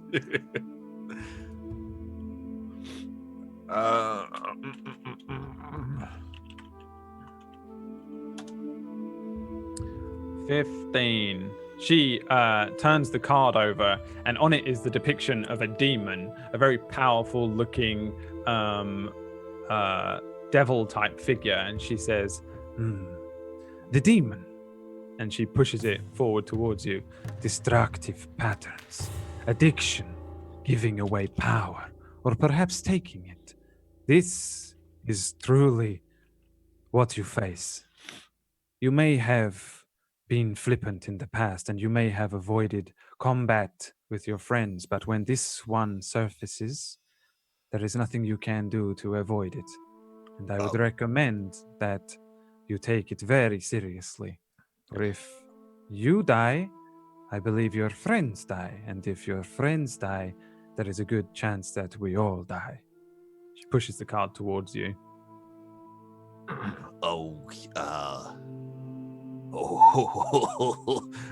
Okay. You are more important than you know, Arden. That doesn't instill any confidence in me at all. Just gonna be honest with that. Gotta throw that out there. Perhaps it is not confidence that you need right now. Perhaps you need to find your way. You have lost your way as a member of the clergy. I wouldn't say lost my way. I would say they lost my way, honestly. I mean, you're not laughing. She frowns and says, Your gods will help you if you rely on them. Perhaps then your friends can rely on you, you rely on your gods. That power is within you. Oh, okay. Message received. Yeah. And remember who your gods are. You seem to have lost your allegiance somewhere on your journey. Yes. You do not always want to be relying on a trickster god, I do not think. Yeah, well, he was pretty awesome. Yes, perhaps. Anyway, the winds, you hear them? Give me a perception check. Yeah, I was gonna do it anyway. You hear no winds at all. It's a very nice day. The winds are changing, and they pick up, and I have many more people to see. And she reaches across the table and grabs your hand and says, if you do not want to protect your friends, perhaps just protect his cat. She pushes Duke back over to you. He seems to like you. Fine, I'll protect my friends. Jeez. She smiles and says, your other friends and Raja are upstairs. Perhaps you will join them. Ah, thank you. Goodbye. Goodbye, Arden. As soon as I walk back in the room, I'm gonna punch Walter. Walter's not here. Damn it! He's outside and you're inside. You can go outside if you want. Shout out Just the window, run. Walter! I'm just trying to find a better reason to punch him. You can hold an action for when he walks up the stairs. Just sit behind the door. The lady said I was gonna fight my friends. Bam! Tell my future. You head up the stairs and back outside. Who was next in the order? Hey, Carlias, you are somewhere else in town. Where did you go for a? I went to the tavern. You are all the way on the other side of town. The tavern that you enter is Miller's Tavern. It's a pretty big looking building. This is another one of those buildings that serves as an inn as well, and it's a very, very large one. There's a lot of people that travel to this town, and so they've got plenty of custom over the years. So this is a definitely, barring maybe the temple and the Chancellor's Manor of House Hope, probably the best looking building in town. You push open the saloon doors, and in front of you, there's this boy with the whites of his eyes completely ensconcing everything, and he stands in front of you and says, Mother Numera will see you now, but that's for you. And he points to an empty table, and there's a big, cold-looking tankard filled with some sort of beer. Oh, I get to drink that first, right? Of course. Immediately walk over and just gulp down the whole thing. Yeah. And then? All right. I don't look drunk, do I? The boy is gone. Oh, for the joy. I'll walk over again. Heading all the way back. Yeah. But this time, I think on the way back, there's more smoke coming out of my You start moving through town, and looking up is a lovely clear day. The sun is probably now starting to reach the center of the sky.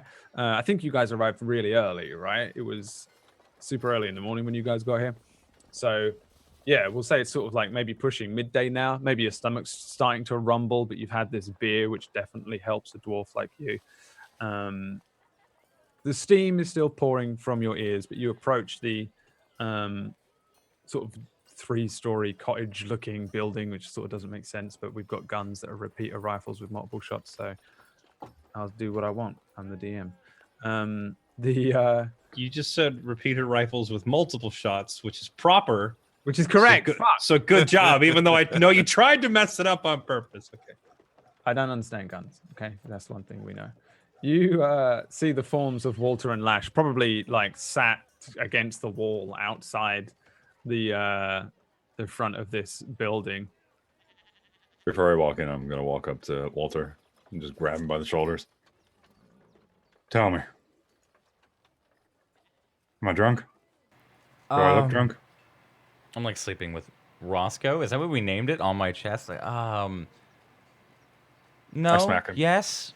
Oh, I okay. smack him to wake him Ow. up. Yes. Yes. No. Yes. Lash, does he look drunk? He looked kind of drunk. No, he's got that eye thing though. Yeah, your eye keeps doing that thing, And there's but something you don't. with I your don't know. ears. I think there's something coming out of your ears. You look rough. Yeah. It's been a few months. I ask. I pat him on the cheek and I'm just like, sorry for the smack. You seem tired. I had to wake you up. Yeah. Yeah. No, thanks. Good night. I walk in. You head in. You see the same things that Raja and Arden saw before them. The cooking pot, the stairway that heads up to a bunch of people potentially moving around upstairs. And on your right, you see this young human-looking lady, Mother Numera. As soon as you look at her, the steam stops pouring out of your ears. I would say that this is definitely a comforting place. Maybe there's a smell here that reminds you of something from Oat Roost, something from home. But I would say you definitely calm down a little. And she invites you to the table and says, "Come, sit." Sure. You have many questions, but I do not have much time. Please, ask.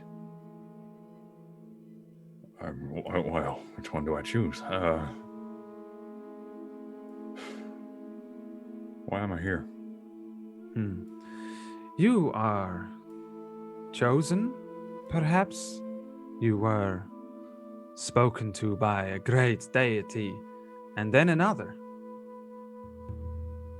Do you really need much in the way of a why, and more the way of how? Ma'am, I have died and come back. I have...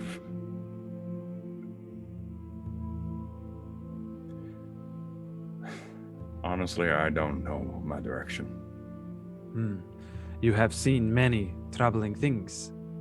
A sand creature which speaks to you directly, and you guard in a pocket now.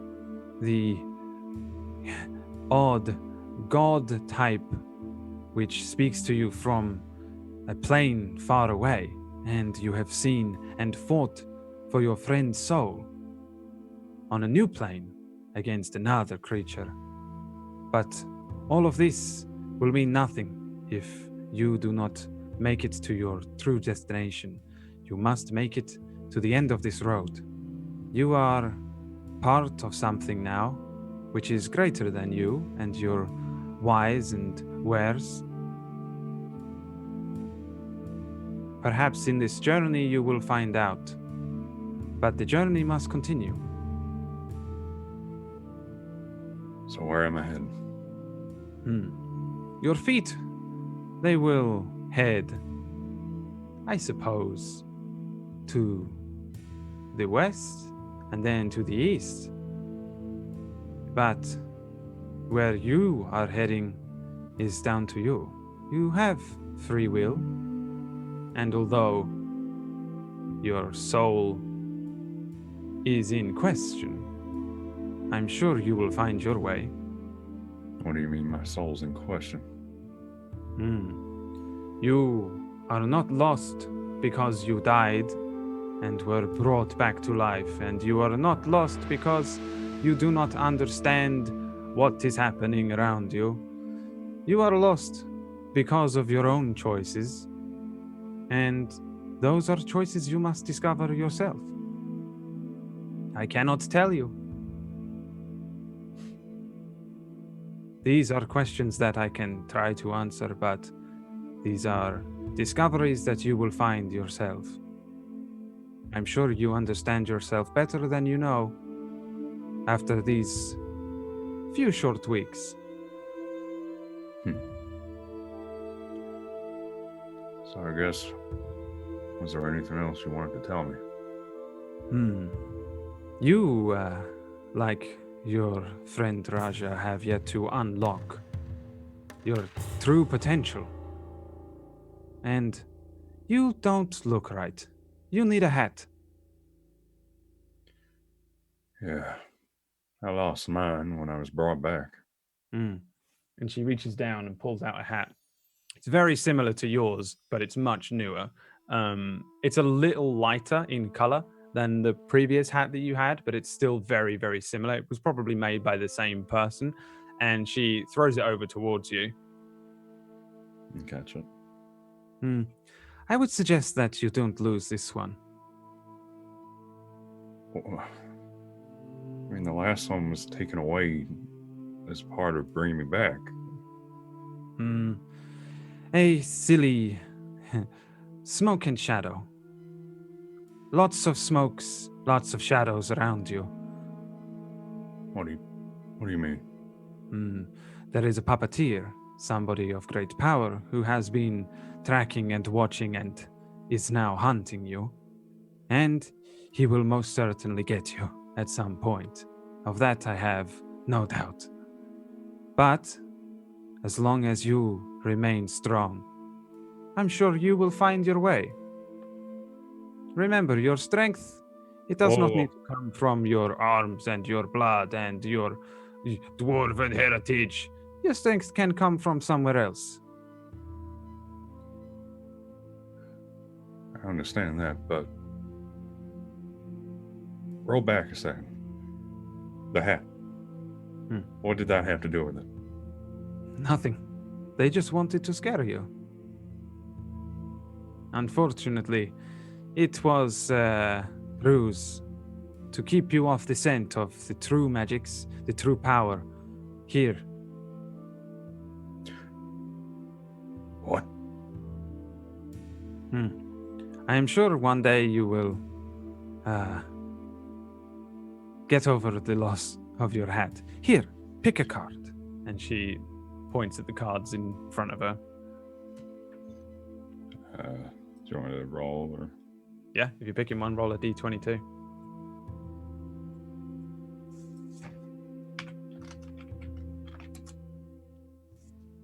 $18.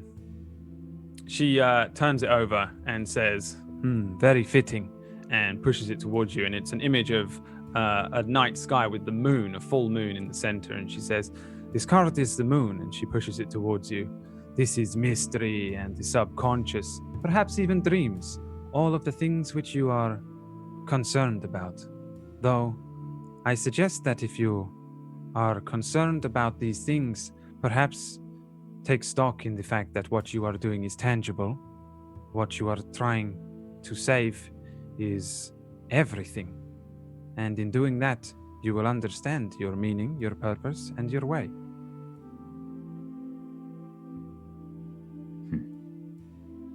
You feel that chill? It's very windy outside, no? Do I? It's very warm. It's the middle of the day. There is no wind, not even a light breeze. I'll take your word. Thank you. Do not worry. I'm sure everything will work out for you in the end. Oh, and I know that there is at least one person out there waiting for you.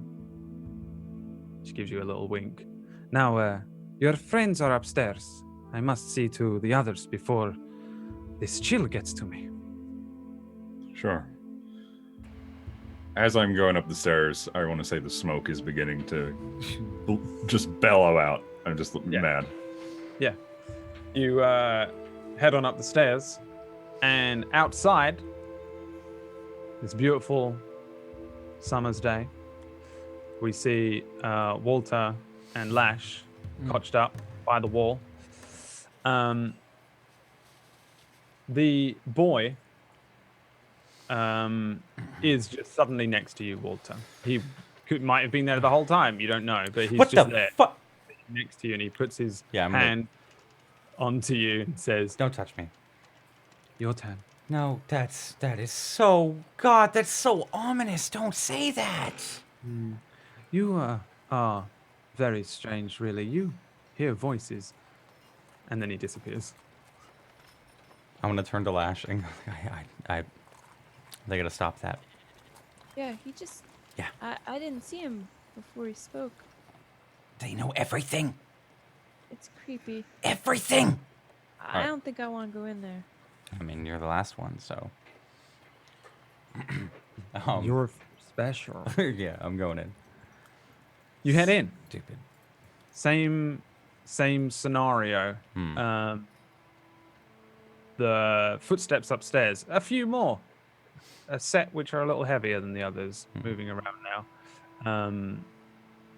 The smell of incense, familiar smell, something from your childhood probably, and the smell of Carlias's smoky ears.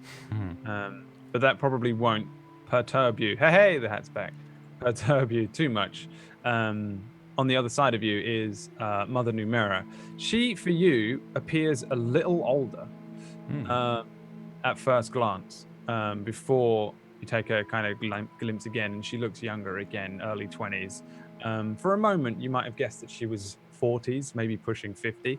And she gives you a warm smile and says, "Walter, please take a seat." Yeah. As I'm sitting down, who are you? My name is Mother Numera. Okay. Who's the creepy child? The creepy child is not so much a creepy child, more just a messenger, a servant. It's not your kid, is it? Because I'm so sorry if it's yours, and I've just called him creepy, but that he is. No. My children are far away from here. I sent them away a long time with my ex-husband. Oh, okay. Why are we here? Of course, yes.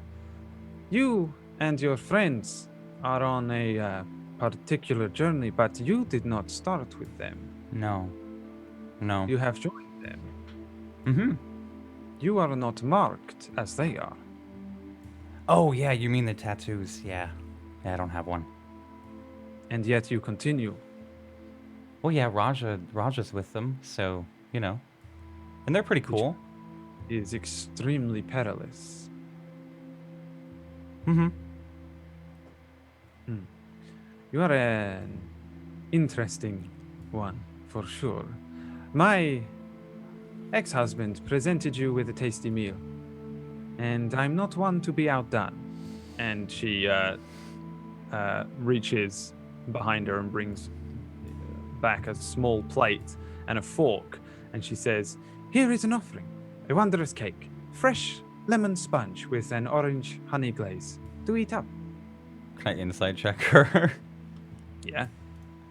I'm not just taking blood down my fucking throat without me knowing. What did I say? Arden Insight? punches him in the face. Yeah, that's where Arden burst in. 15? She definitely, the air that she's giving off of being like an elderly, motherly grandma type, even though she's in this younger form, does seem pretty legit. She just seems like she wants to give you some cake. Yeah, I'll just take a forkful and chew on it and It's fucking great. It's fucking great. Sorry. She says, if you are going to join them, then you must beware of your power. It is unstable. Oh, yeah, I mean, yeah, I know that. Unstable power is something which the one who hunts you enjoys. He will try to use it against you and your friends. Wait, is he back? Oh. Who do you speak of? Oh, yeah, the vampire, yeah. Yeah, that's... I kind of pissed on his son. Yes. Yeah. You should most certainly be concerned of him. He will almost certainly find you eventually too. Yeah, I've been waiting for that one. For now, the trail has run cold for the vampire. unfortunately, the vampire's master knows precisely where you have all been and has been tracking you this whole time. He wants something from you, but you keep eluding him by sheer luck. I fear that your luck has run out. He is far more powerful than you can know, and he will use this power against you unless you find a way to control it. And you have taken measures and steps, I know, for you have spoken to a very, very old being. Oh. You are marked in your own way, and I hope it does not set you on your own path. Separate, because it is now that your new friends will need you the most. Yeah. Yeah, no, I'll be with them. She presents the cards and says, pick a card, Walter. Oh, God. Somehow this is going to kill me. 22? D22, sorry, yeah. Oh, yeah. There we go. She turns it over and pushes it over towards you. And on it is this image of like a big fiery bird, like a phoenix type creature. And behind it is this just blistering sunlight. The image moves a little as this thing kind of opens up. And she pushes it over and says, rebirth, a new fate, and an inner calling. This is your judgment. And she pushes the judgment card over towards you and says, you must change. You have begun to control your power. You have begun to deal with a creature more powerful than the one which hunts you. The change is coming in you, Walter, but you must beware. This change can be destructive. You have never been able to control any aspect of your life, but now you really must try. Okay. Yeah. Yeah, okay. I can do that. You could be the key to the undoing of everything here, for good or for bad. Oh, that's absolutely no pressure. Okay. Perfect. Yeah, I'll Absolutely. keep that in mind. Absolutely. Okay. And remember, Walter, you have to save the entire world. That's lovely. I was lovely meeting you. Thank you so much for the cake. I'm going to leave. Where's the exit? Where do we go? Which way? If you head upstairs, your friends are waiting for you. Perfect. Thank you so much. You're fantastic. Goodbye. And do not worry. By the time you finish eating that cake, you will feel much better. I left the cake, but Digesting. Walter, if there's a window open, I'm gonna like open it. Is Lash down there?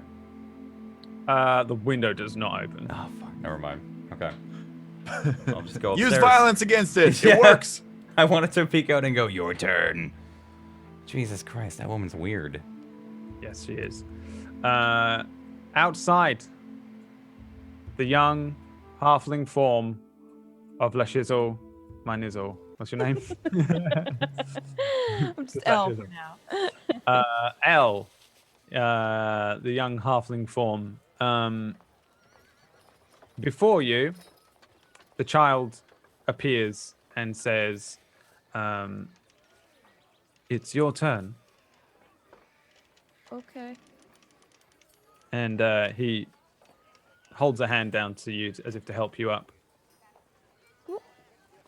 You're quite short. And then he disappears. Now I'm really mad. I'll just head in the way I saw Walter go. And the final member heads in to see Mother Numera. You walk in and you see the same thing. A bunch of people moving around upstairs. On one side of you, a kitchen with some food, cooking, a subtle smell, and then a stronger smell of incense. And on the other side of you is this beautiful young woman. She beckons to the stall in front of you and says, Now you I have been expecting, Lash. Well, I don't know why, and I don't know who you are. My name is Mother Numera, and there is something special about you. You are touched by great magics, a signature, and the magics of one I know intimately. I look down at my wrist, and I just kind of touch my tattoo, and I say, "Where are my friends?" They are upstairs. They are quite fine. Listen, you can hear them.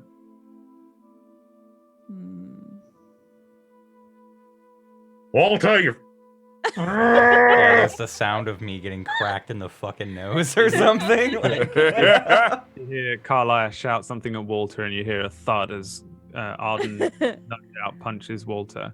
And but the sounds fade away. It's almost like she dialed up the sound for you and then turned it back down. And she says, That's "You chose them. to change yourself, but why?" Well,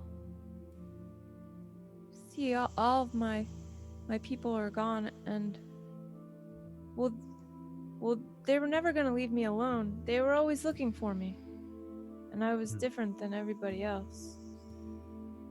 Self-preservation.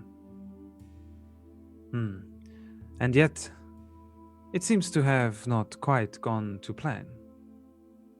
No, I'm really tiny. Whether he did it on purpose or not, I do not know. Did he tell you that wishes do not exist?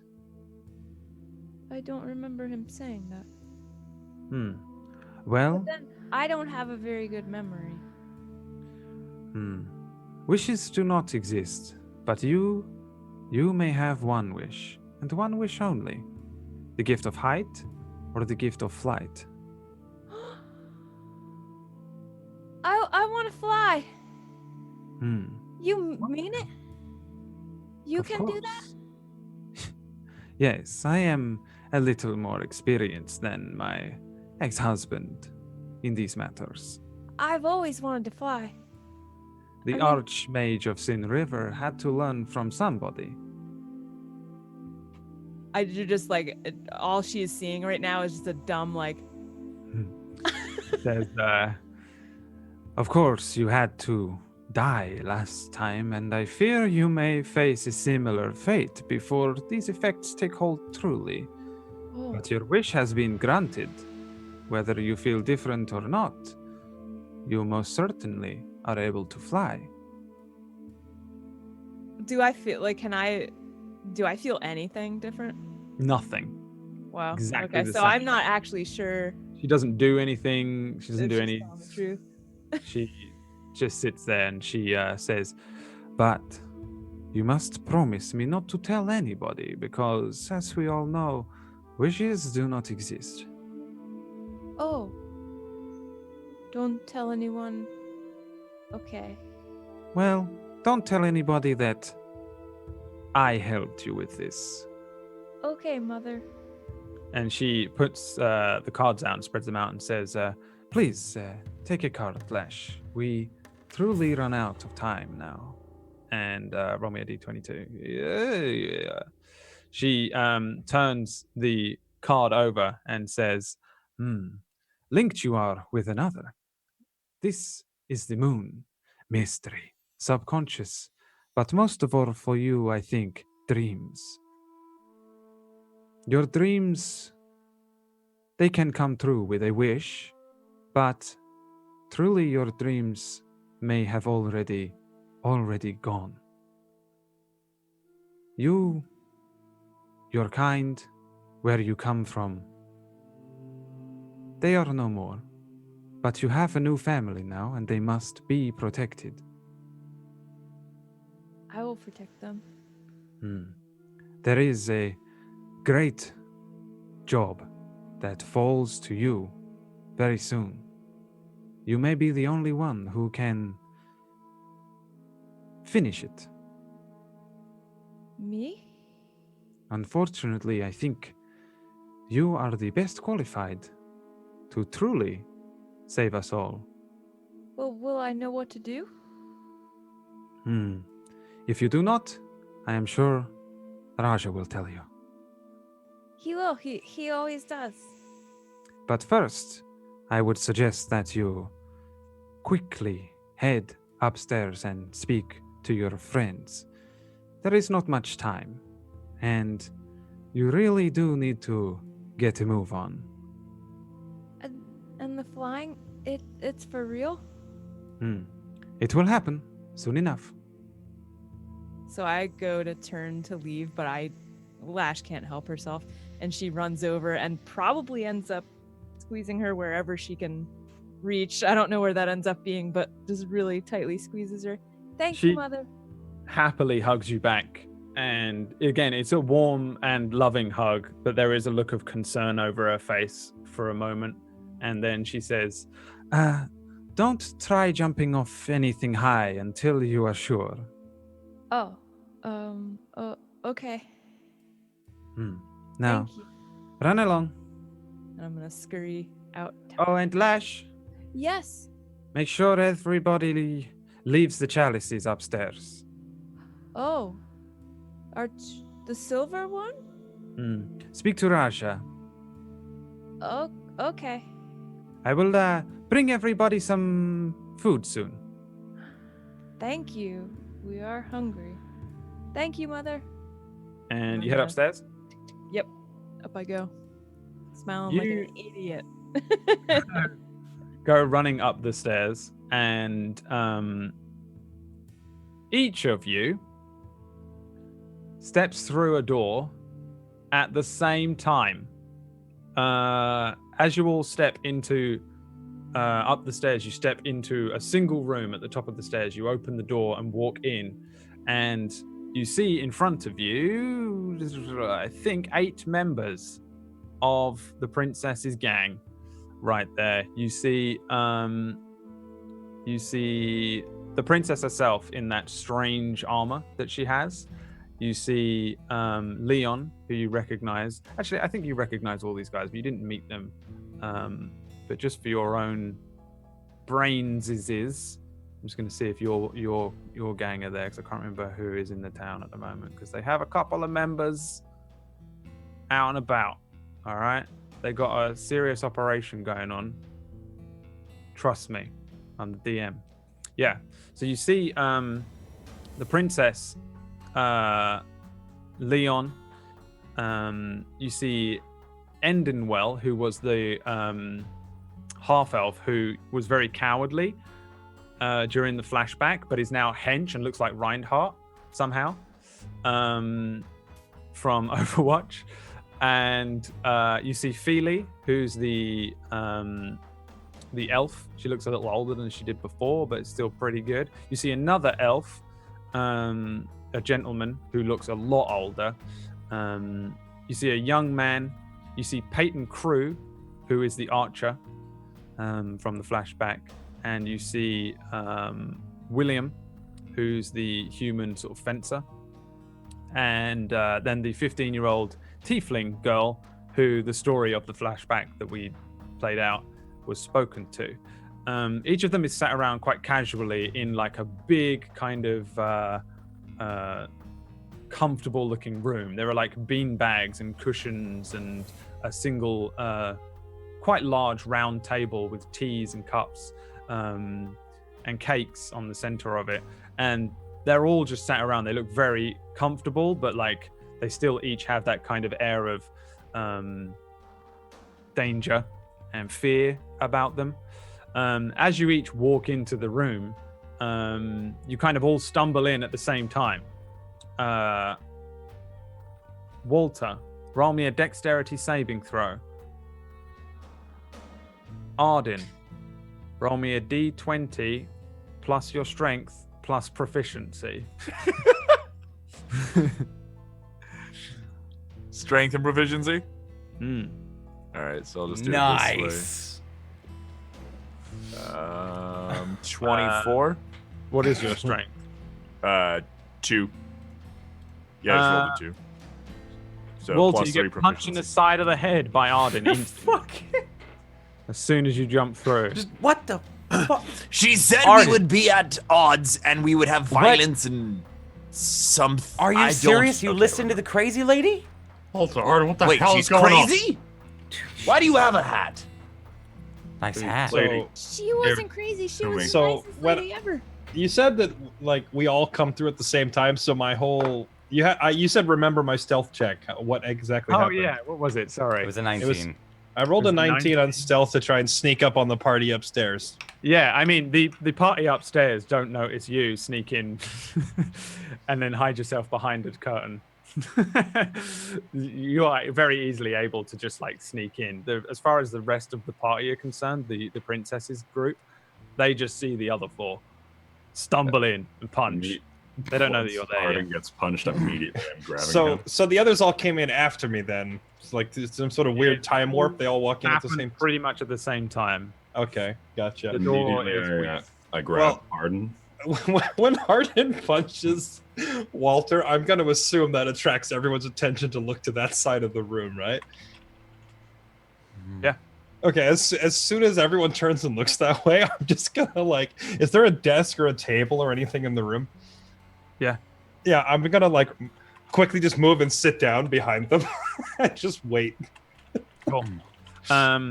The closest member to you is a sort of oldish looking man. I don't think you met him, but his name's William, and he turns back from the commotion, kind of as if to go back to his own thoughts, and sees you there. Well, very good indeed. Yes, you must be the rogue, the thief of the group. Yes, if I need to be. And the princess stands up and heads closer towards the door and says, "So you all made it." Yeah, One but moment. One moment. I Whoa, just whoa, got whoa, whoa. punched in the face. Walter, you'll be fine. Arden, What? my hat was not needed in that resurrection. Oh, Uh, okay. This. I'm going to pick up the dwarf and throw him. I say that out loud. I'm grabbing you at the same time. Wrestle! I'm gonna go grab a drink. She told me it was all smoke and mirrors. That hat wasn't needed. I don't know. I'm wrestling with him. I'm gonna try and throw him. Sure. Wow. Give me a contested athletics check. The- Got it. The only thing that Arden got from all that was that there was going to be violence and something between the party members, and that's like all he gathered onto it, and the fact that he has the stinking cat back. Arden's an idiot. Oh, god damn it! The two of you start to wrestle around, and Carlias quite easily gets the upper hand at one point. It's like maybe like you're in like armor and you're quite strong of your own accord and quite large, but like he knows wrestling, so then you don't, and that's And it. Arden has 8 dexterity. Like you just, it doesn't matter. Like he just out So we wrestles. just That's it. He just knows how to wrestle and you don't, and he just destroys you and puts you in some sort of hold. I just get him on the ground and my knees on his chest. shouting, The prophecy! The prophecy! What damn prophecy are you talking about? Duke! Bite him! Duke just licks and heads over towards where all the other ninjas are. Feely, the elven woman, reaches down and starts to pet the cat. Oh, cute. I'm gonna walk up and go. Is there a reason why you're Carlias? Are you okay, bud? You know, one thing I told the group. Forever ago, back on the train, you don't touch a damn hat. If the rest of the group have not yet become aware of my presence sitting at the table behind them, I'm just gonna address the princess and say, "It's a miracle we survived this long, isn't it?"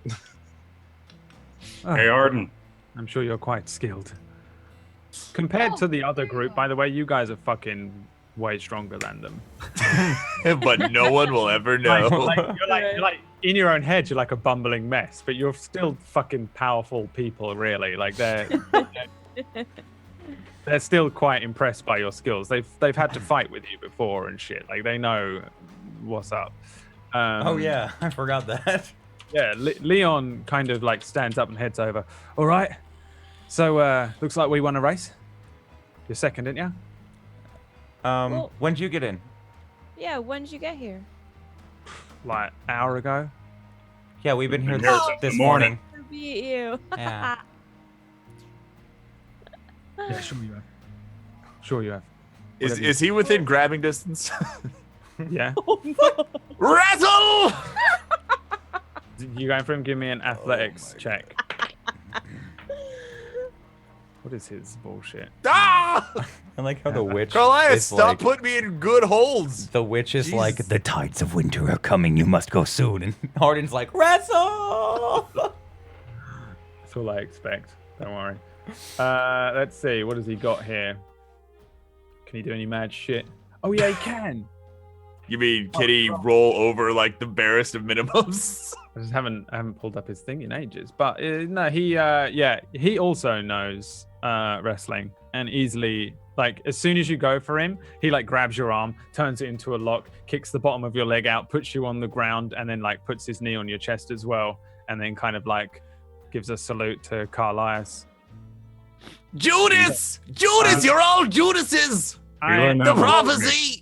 was an elite palace guard. This is like, you really, maybe you lot shouldn't be doing this. I mean, Oh yeah. We still beat you. we still haven't explained what was that lady all about? She was Mother really Nature. weird, guys. She's really weird. Yeah. She told Thank me all- you. What card you get? Rebirth, I got or the moon. Judgment, or the Phoenix. Phoenix. Moon Oh, too. that sounds awesome. Yeah, but she was like, hey, if you don't get yourself under control, you're going to kill all your friends. So, she's not really good at conversation. Yeah, she said similar shit to me. I don't know Nice. if I can believe in all that stuff, but I did get this card, and he holds up a card with a skull on it. This is death. She gave me death. So, I'd rather have the Phoenix. Yeah. Maybe we can trade. Yeah, I don't think it's this. They're collectibles, so I gotta collect the whole set. The princess kind of like nudges at Leon and says, "We don't have much time, Leon. If we could get to business." And she beckons towards the chairs, and Leon gives you like a look and heads over. And there's like, again, there's all of these ninja types. None of them have their like things around their head or anything. They're just in their like basic blacks. A couple of bags around. They have their elven thin blades on their hips, and the princess kind of beckons you each to a chair and says, "I take it you still have the orb." I grab the crotch where it is. Well, I still have the armor, so I suppose we continue with the mission. Head to Dread Tusk, destroy that thing. And destroy the armor as well. I'd be willing to. Can't let it fall into unwarranted hands, that's the point. Though Mother Numera spoke of some very grave things to come. This Solomon figure seems he's rather more powerful than we expected. Yeah, he's been tracking us apparently. Every step. What do you mean he's been tracking us? That's He's what the been- creepy lady said. He's been tracking the chalices that we got all the way back in Yeah, she said. wherever the heck we got them from. He's The been- wizard. Oh.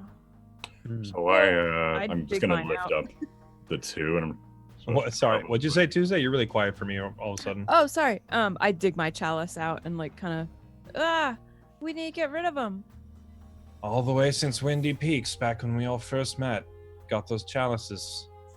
Hey, They've been homing in on us. do you think they can listen through them? Like, is it a scrying point, or is it I don't know, but set them all up on the table. probably not smart to talk about knowing about the chalices in front of the chalices? I'm gonna pull I the, put one in the chalice. I'm gonna pull the Tolwar out and say put them on the table. Well, before you do that, Carlisle is gonna put one of them next to his ass and fart into it. If they can hear us, The princess is disgusted, but a couple of the ninjas snigger. they heard me. I basically told them to kiss my ass. Well, I mean, I don't have mine anymore, so he's probably already killed the little brat that stole it from me. So, you know. Who still has them? Here's mine, and I put it on the table. I had 2. These 3, right? Or just these 2? Oh yeah, Walter, you weren't there. He doesn't have one. Yeah, I have a Arden, cup, yours though. Arden, yours was stolen. Walter wasn't there. So it's just Carlias, Slash, and Arden's? Strings. Oh yeah, that's right. His strings. So did you pick strings up or no? Yeah, Carlos had strings and his Gotcha.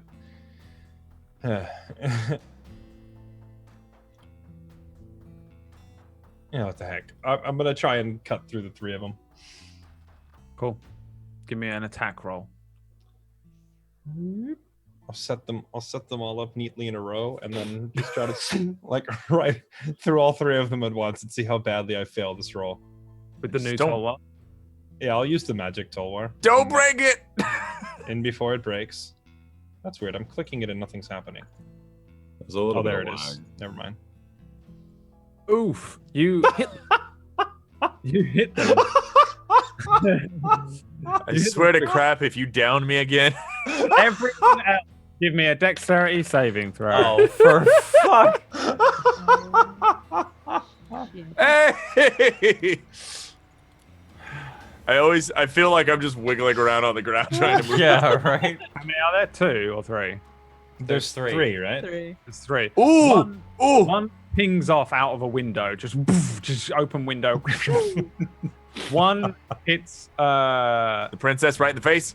Walter in the face for 1 bludgeoning damage, and one hits Arden in the face for 1 bludgeoning damage. Oh, God! They are not destroyed. Yeah, let's not This do is that why again. you listen to the prophecy. Those things are a lot more durable than they look, huh? I guess they can't be physically destroyed. Hit him again! No! I take out my dagger of venom and just try and cut it. Maybe we leave them here for Mother Numera to disenchant them instead. Listen, And or we basically, could just actually- do this, and I'm going to open up the bag of holding and put them in. And What? plus- No, we want to get rid of them. It's another plane of existence. You can't scry in there. They won't Oh. find us. Just get rid of them. Yeah, but we can still sell them.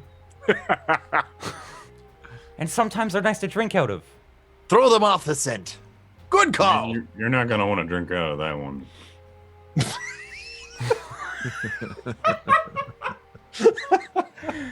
I think that's the one that went out of the window.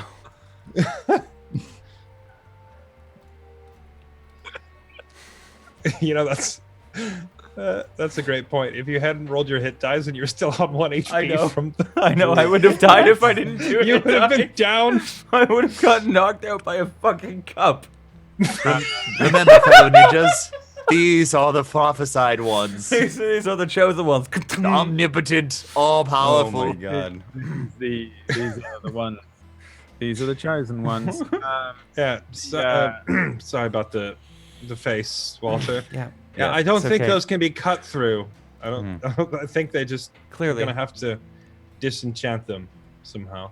But I really don't think keeping them in the bag of holding is the best idea. We could give them to Zergum. We should just leave them here for Mother Numera to deal with. Ooh, go put him in Raging Rex. That'll be funny. I'm gonna. don't I'll put them ever back want on to the see table. that. I don't ever want to see the Rex thing again. The princess says, so anything to report, or should we just continue? Do we I continue don't. as a single group, or do we I don't split think much has changed since we last met, other than we had a little scrape with a mechanical monster that came up out of a train track hole in the ground. But up? Well, other that than sounds that, quite terrifying. it was a simple trip here. Can we report shenanigans? We would run out of time to report. Pertinent to the mission, of course. I feel they are pertinent, but you know what? Raja has a point. Shenanigans around the campfire tonight. Who's with me? Like two of No one. the two of the ninjas, the really big dude who was the bard, the old kind of bard, and then the kid, the 15-year-old kid, like, huzzah! Yeah, you two, you're coming with me. Come on. Somebody get me up. I think Get the dwarf off me. She'll quite kill me if I. No more shenanigans. Is Carlias still kneeling on top of Arden? No, but as I walk over to the princess, I'm gonna like step on his back. Arg! Ow! The, Thank you. The princess. Probably help. Probably. The princess sort of sits down and says, "Well, we were planning on leaving almost immediately, perhaps tonight or early tomorrow." Leon says, "Yeah, I'm gonna go and buy some bits and pieces before all the shops close." Oh Get yeah, out. we need to do that too. Yeah. Well, I would suggest you get it done early. They're a religious type here. They close like midday. What? Why? It's ridiculous. I don't know. They all go and pray at that massive temple Every day? every day. So we're gonna have to go in the morning. That's unreal. Personally, I reckon they just want half a day. Yeah, but we need Good excuse. Go to church. we need This to is get, an we need to get enlightened in there people. anyways because we need potions and armor and you need bullets and we need food Yeah, we need food and We need water. food, son. Well, actually, he does have bullets. He just doesn't have money. I have bullets, plenty, but I want a bigger gun, especially for what's after us. You have 3. It's not bigger- enough. A bigger gun than that? I would love a bigger gun too, but you know what? Sometimes you're just dealt the cards that Yeah, you're dealt. not all men were born equal. I draw both Scarshot and Cypress. I'm It's like, not a repeater, is what I'm trying to say. I'm just gonna These two continue to go puny things. on and on. these two puny things ain't gonna take down a dragon. And this rifle, I barely shot it yet. I have if no you're still idea. worried about Oid, I'll talk to him. It'll be fine. Talk to him. You Leon realize says, he's gonna "Right, well, I'm kill going shopping. Yeah. I don't want to get involved in your mess exactly. Who's coming with me?" And I'm gonna go with him. he Oh, looks okay. away.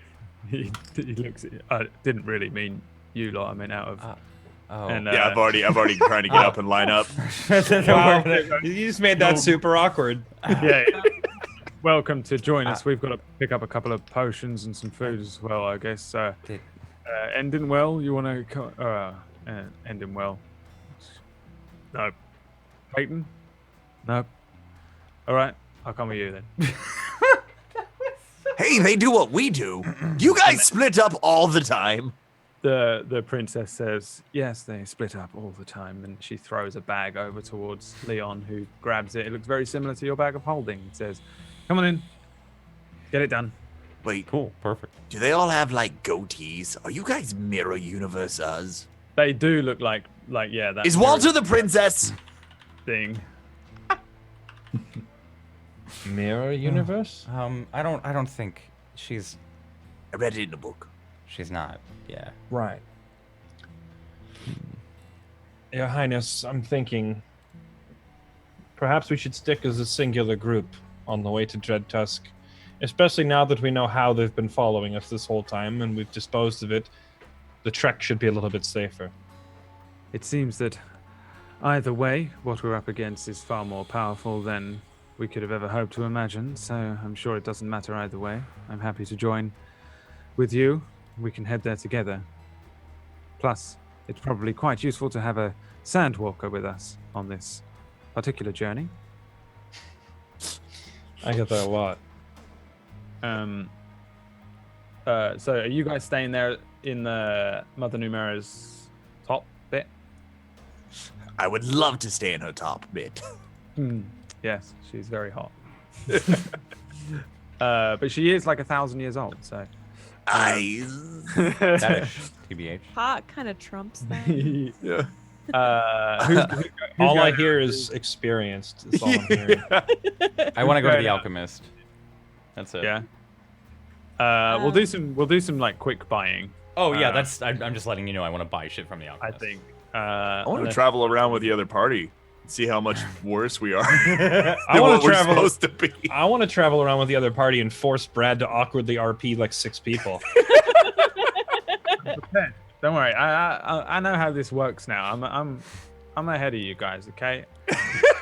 But Brad, do you prepare myself. remember Peyton's voice? It doesn't matter. It's changed now. Doesn't matter because Whatever that you whole want. episode was the princess and Leon telling a story. So that was just you doing. Those were irrelevant because they were just impressions that the princess and Leon were doing. Hey. That's why it's always a flashback or a dream. And I never do legit shit.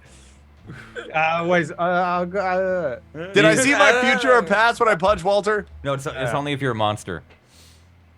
And And I see their future or past. Yeah. So.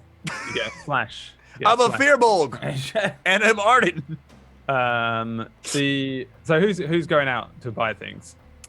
Who's staying in here? Well, I would walk I over just to know where Raja. you all I'm are. still smiling stupidly, but I would go see what Raja's doing. I am also smiling stupidly, but for other reasons, and probably telling shenanigans to the two party members on the other time. Because some of you can stay at the Numera's house and rest, and the rest of you can go and buy things. Basically, it's up to you. Or you can all go. I just want to know who's where. So I I'd can- like to rest. I'm voting rest. I'm gonna Especially if there was cake. in the ask house. them real quick. Do you guys need anything while I'm out? Oh yeah, armor. any kind of special arrows. I need some studded Arrows. leather. Studded leather. Splitting the party, yes! Splitting the party. Wait, that's not a... Okay. Raja, do you need anything? Anything at all? I think I'm good. Okay. Carlias? I mean, if you can, just more bullets, and I throw you 100 gold. Okay. 100 Perfect. gold's worth of bullets. I'm gonna go into the bag of holding money, just so you guys know. That's... Alright. Cool. Hey, Be make back sure soon. Mine's black. Yep. The studded leather. Black studded leather. Also, actually, before we go, give me your raven feathers. Oh yeah. And I pull out my tattered lump of. Here you go. Okay, perfect. Cool. Yeah, whenever we get outside, I want to do something with those, but not right now. Sure. Or if I can just... I mean, you can if you want to RP a thing out. Tell me. Like at this point, you can. Okay, cool. Whatever you want to do, or we can just spend money and buy things, and you can just inventory manage for a little bit. I want to use the scroll of mending that I have. By the way, on as you all this. head outside, Mother Numera isn't downstairs. The pot's still cooking. She's just not Creepy. saying there's She's nothing weird there. as shit. She's weird as shit. Yeah. Scroll of mending on this raven thing that she got from her feathers. What do I need to use for that? Is that arcane? Yeah. Give me an Arcana check and. So the DC is 10 plus the spell's level. So what is that? I got a I'm trying nat to do- 20. Oh, you cast it. It's a cantrip, isn't it? So- Yeah, I think so. Yeah. Yeah, you mend it, whatever it is you're trying to mend. I forgot. Okay, sorry. cool. Yeah, no, it was remember the coat that you gave her out of her feathers? And then she Oh, yeah. Arden fucked it up with the knife and tried so I'm trying to repair it back to the wow, yeah, sorry. Arden made it look beautiful. And I'd like to see if there's like a leather worker in town that can turn that into studded leather for her. Absolutely. Yeah. Okay. If you take what is studded level 45, so we'll say just to add it on top, we'll just say that that's like 55. 55 gold. Yep. Okay, cool. And then alchemist, does the alchemist have healing potions and shit? Or like what level? Like do they have greater healing and superior? They have. Let me see. Greater healing potion is. I think I had a deal on this one. Oh. Let's see here. Hang on. I don't know why I've not got it. I'll bring up my old thing.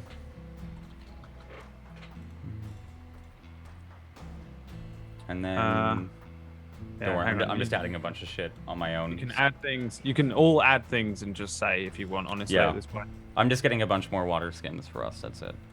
like pretty much, if you're buying things off of just the standard adventuring gear bullshit, you can grab it and take it off the money. Those of you that are sitting at the house, you can do that as well and just assume that Walter picked it up.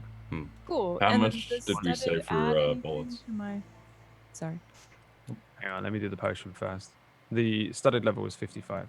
55 gold. I think it tells us in the handout actually. Armor. Studded leather is 12 AC plus your dex. Yeah. Oh yeah, you want to upgrade? Yeah, we can sort that out in a second. Sorry. Yeah, no. My character doesn't have the stats to get upgraded armor. Right. So you want a potion of greater healing? Yeah. What? How much are they? 100 gold each. Okay, we're gonna get 2. Okay. And then how much are potions of healing? Special offer, 2 for 75 gold or 50 each. Okay, we'll get 4. Yeah. And oh, okay. Do they have potions of the sleepless mind? Jesus Christ. I'm so sorry. I'm so sorry. I looked up 5e potions to see what an alchemy shop would have, and so this is all I've got. Potions of the sleepless mind. This is a fucking D&D wiki creature. Oh, is that homebrew bullshit? Then never mind.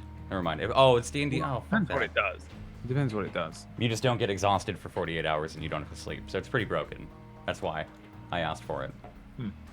Yeah, I'd say I don't know if I added this actually. Let me just see if I added the potion thing. Did we not go? There was you went to an alchemist before. I'm just gonna have the same. Oh, did we? I don't remember I don't ever know if I going to one. think I added it. He was Did you not go to a in, one in Sin River? He was the little lizard man. Oh yeah. That was. Oh, you and I went to him. Yeah. Yeah. Lash. He has this yeah, guy. me and Strings, or was it Walter at that point? It I was think you. Oh, it was Pick up- strings. Yeah, It was strings. Just pick up some potions of storm giant strength while you're there, please. Yeah, right. What they have potions of animal friendship, heroism, invisibility, the resistance sets, growth, and potions of frost giant strength and potions of stone giant strength. How much for the frost giant one? 400 gold. 1 second. No, we won't get it. Yeah, that's it. That's all I wanted from the alchemist. Then was just healing pots and the non-exhaustion potions. They have a potion of cloud giant strength for 4 grand. Yeah. Let me do that real quick. Let's go ask the witch. All right, that's Okay. it. Sorry to. Anyone else having any armor or anything? How much was the upgrades. cost for bullets? Oh, bullets I was going to do as... let me have a look at ammunition shit. What did we do it as before? Double arrow cost, I think. 22 gold, so it seems to like... How many do you want? Just 100 gold's worth. 100 gold's worth is just loads of it. You can have... How much would 100 be then? just there'll be unlimited amounts. You can get 20 for 5 gold. Oh, Wait, what is he buying? bullets. Bullet. I thought they were expensive last time we tried to buy ammo. Yeah, welcome to the end of the game. So in other words, we got ripped off when we were trying to buy them in not Sin River, but in Twin Peak? No. Shallow Scar. Scar. When we were in Shallow Scar, it was like 20 bullets is 300 gold or something, like some ridiculous amount. To be fair, was now that- we just got a was that bunch of Windy free Peaks? bullets too. Was that Windy Peaks? Oh, it was Windy Peaks because you It were was trying to Windy get a bunch Peaks, of them. Yeah. All right. Spend 25 gold for 100. 25. Okay, I'll knock off 25 from that. Oh, and what kind of magical arrows are there for Lash? There are fire and there's 2 other We- types. Oh, are they in the adventurer thing? No, Oh. they were Can mine. you get those universe collapsing bag of holding arrows? Have you seen those? Oh yeah. Oh yeah.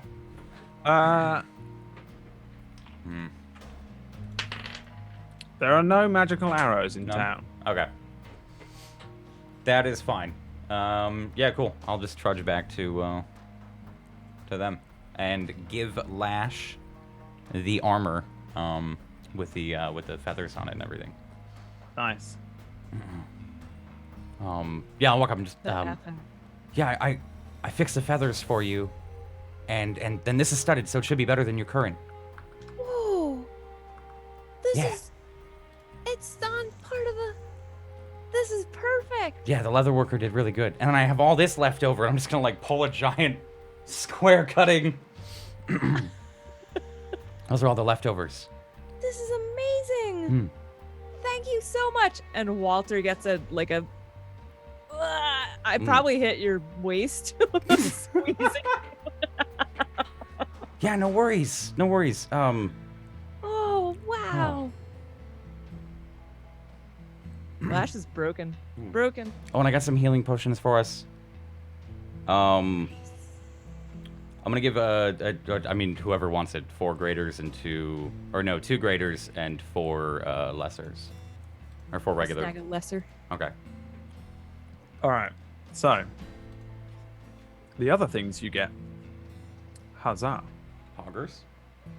In order. Actually, Raja and Carlias, you have +1 to your Constitution stat.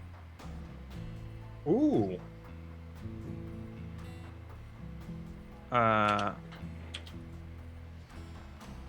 Arden's not here. I don't know where he went, so we'll jump to Walter. You may either have 2 new level 1 spells that you've got memorized and learned, or an extra level 2 spell slot.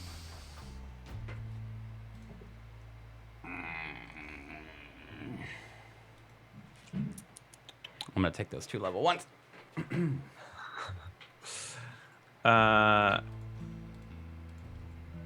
Lash, you don't technically have it yet. Sorry, any spell or just sorcerer spells? Oh, sorcerer spells, yeah. Okay. Take 2 more. 2 more. Sorry, just not any old spells. Yeah, no worries, no worries. Or warlock, I guess. You can have sorcerer or warlock. Oh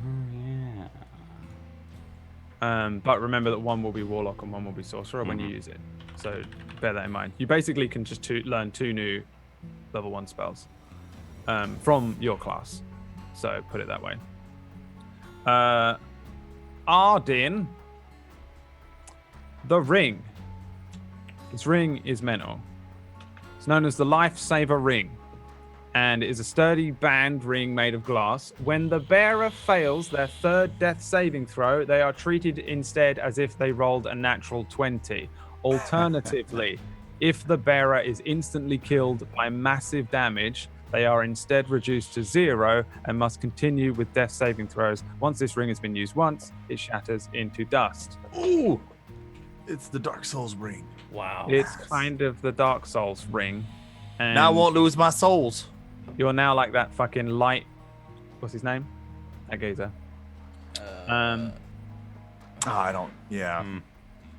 Lash. So technically, did Yeah. Raja have his soul stolen from the necromancer cleric, or do I have it because I already raised the dead of him? So did I get part of his soul too? You, in an epic twist, are my final villain. Yes, I would be totally okay with that. I punch Walter. His soul, he maybe doesn't have. That's just, it's entirely up to. That's gonna be a fun storyline. Right. Hey Raja, how do you feel today? I don't know. I don't have a soul. Let me see. Yeah, I just need to make a note here for this one. So I would say that the rest of the day, or at least a few hours go by over lunch where you guys spend some time relaxing. Some of you feel a little different, but not by much. There's no more sign of Mother Numenera, though William and Feely head downstairs eventually and grab that pot with the food in, and it's a delicious beef stew, and they serve it up, and there's enough perfect amount for everybody to go around. And I would say that you probably share a meal with the Princess, Leon, and their team. And for the most part, though the majority of them are quite solemn and they spent a lot of their time on the run, They're quite jovial. They don't really talk of the impending mission or of any of the more stressful things.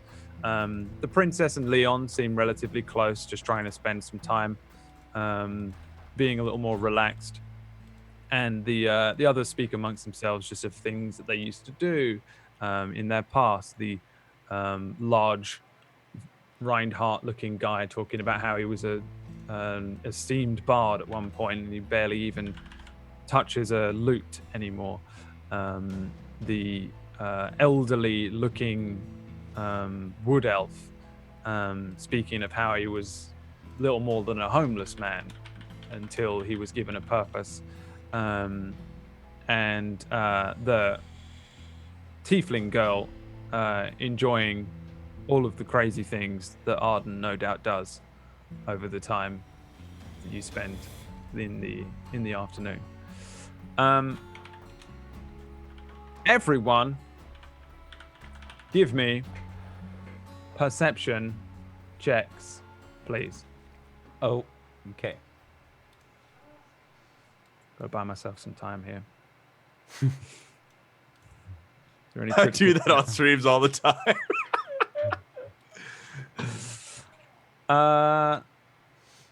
Carl Ice is farting on things. Outside the weather, He's farting on Arden then. Oh shit. changed quite dramatically around the town. The shift is pretty sudden. As each of you sit inside this house and share a cup of tea, you notice that it darkens, and it's definitely not late enough in the day that the sun would be setting. As you look around the room, you notice that bits and pieces, little pieces of debris, sand from the ground, and a little piece of debris, dirt from your boot, begins to lift slowly upwards. The hairs on your skin suddenly begin to stand. There's a sort of electricity to the air. There is suddenly, around the town, out of the eastern window, you see a huge wall of sand begin to build, and it moves and grows and spreads around the south, the west, and the north. Eventually, it reconnects with the beginning, and a circle of sands rises up and up and up. It's just solid wall, spinning and shifting and rising until it seems to just pierce the clouds itself. The sun is basically blocked out. Sort of yellowed dusk light falls upon Thin Dune, and then the walls begin to close inwards. So you guys, the other team, are probably all up at the windows right now, looking out, and you can see now these walls closing in. And as the sands begin to hit the outer walls and buildings of the town, you see them immediately disintegrate. They reduce to nothing but sand itself, and they're lifted up. The buildings in Thin Dune all slowly being erased. You see a family fleeing one of the houses being destroyed, the father pushing his young son out of the doorway, and then a mother grabbing her child by the hand and running, fleeing towards the center of town, which is kind of where you are. The man trips, and the sands engulf him. His scream cuts short, and the sands reduce him to dust. The buildings, the people, all becoming part of this sandstorm. You guys are somewhat near the center of town. These walls are closing in, slowly, but not nearly slowly enough. What do you want to do? Scream? Well, first off, important question. Raja? Does our extended break period... Oh, hold on. Am I muted? No, I'm not. No. First off, does our extended break period of sitting here for the past few hours and eating count as a long rest or no? You have had a short rest. What is that? Right. Restore? You need a lot longer for a long rest. You've only really been here for a And few we didn't- hours. We didn't fuck with hit die. Damn it. I warned could you do- about the prophecy. If you've got more hit die, you can do them. Okay. Yeah. I'm yeah, gonna but that go, means we don't have... You get on a short rest. Yeah. 4. Yeah, what do you get on a short rest health-wise? Hit die. Hit die. You get them back, or you just can roll them? You can use them. You Yeah. don't get any back. Oh, yes. The beautiful roll. 10, 19, 25, All right. Yeah, I'm gonna go. Raja, is this your thing? Yes, it is. What do we do? We're not in Kansas anymore. What's Kansas? I don't know. Old story. Don't worry about it. There was a I've wizard. never been on the inside of it before. That. There's Wait, hold on. Is this that one thing that I? Yeah, this is the thing that. That's chasing Raja. And he was trying to take your soul. I'm sorry. All right. Hey, I've already took him down once. Let's do it again. Yeah, that's cool. Let's just go kill him before he kills Yeah. a whole town, maybe? There's this. We need to find the spirit that's controlling the sand. It's gonna be around us somewhere, but I don't know if we can even fight it in the middle of all the sand.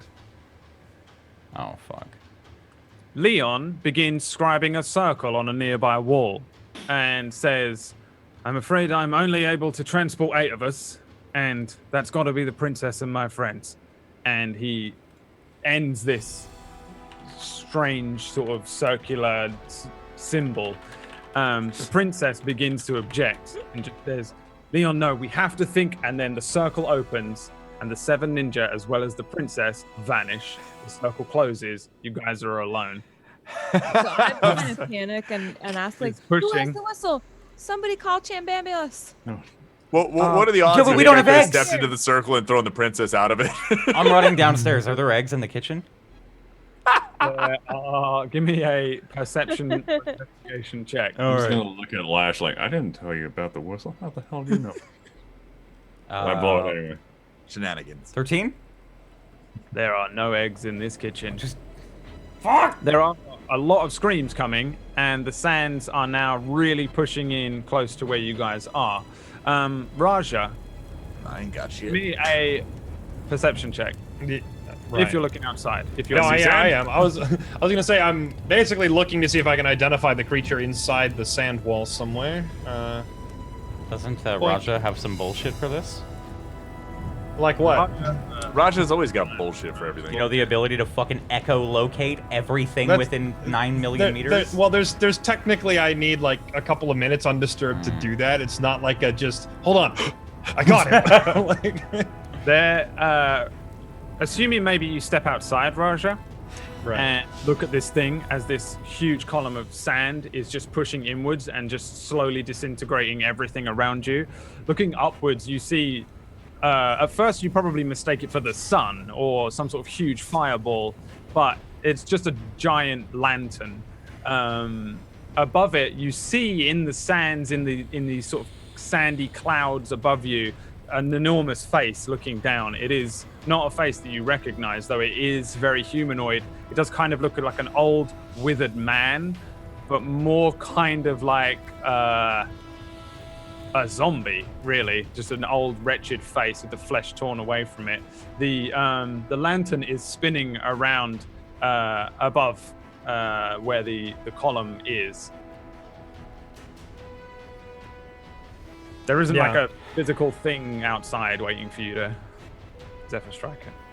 I will yell at it in Druidic and say, Sagan Shara, I'm right here, and see if that gets his attention. I would say give me a persuasion check at this point. Can a persuasion check save you? The face does appear to be looking at you, but it's so huge that you wouldn't be sure whether it was recognizing you, looking even really truly at you, but you definitely have a feeling that this thing is looking at you. It does appear to kind of somewhat be trying to communicate, but it can't. It's just a huge, ginormous, ghostly face with this ghostly thing which is tolling around and around. I'm just gonna turn back at the others and say, maybe we can give Campambulus eggs later. Don't know what else to do here. I just want to point out I'm really useless until tomorrow. Oh, I am too. I've already blown the whistle.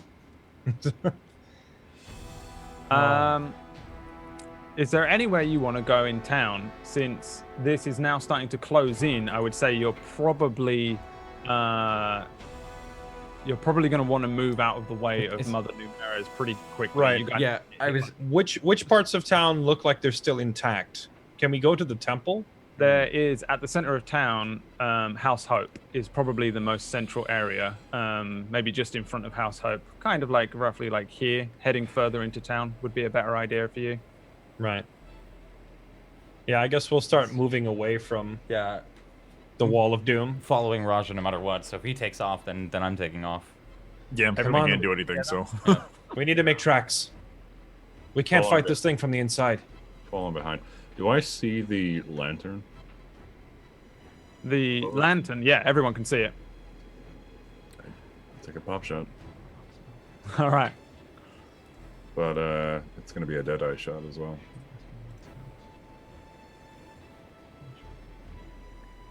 Wait a sec.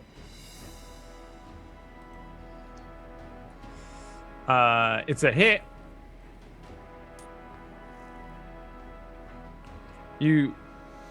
The sounds of this thing are like whirring about you. The sand itself is just starting to just smoke the whole area out like a fog. Looking up, you can see this enormous ghostly thing spinning this great big lantern, which just looks like a huge fireball, really, more than anything else ahead of you. You're kind of looking up at like Ghost Rider type figure. You fire up into it. Your bullet goes on target. It doesn't do anything. Whether it does damage or not is almost impossible for you to work out right now. Well, that's for good luck. I'll just follow the rest of the group. You guys see behind you a bunch of people running to try and escape this sand, and they just get hit by it. Another building brought into nothing, just disintegrated and reduced to sand as this thing is starting to close in now. The wind's pushing up and buffeting at each of your faces. The sand probably starting to cut at your skin. You guys move through town. There's just chaos now. As many people as possible running and fleeing. Halflings, humans, elves, everybody fleeing and tripping over themselves. As you guys head into the center of town, the sandstorm is really closing in on you, and it pushes in almost to the point where around you this entire town is gone. Each of you standing back to back with a handful of villagers. Then you are engulfed. And Carlias, in your pocket, something lights up. And Grab. you crap. are all engulfed by this. You are reduced to sand. And nothing but sand. Was that from Roll20? That was terrifying. Yeah, that's pretty cool. Jeez. And that's the end of today's episode. Oh, for fuck.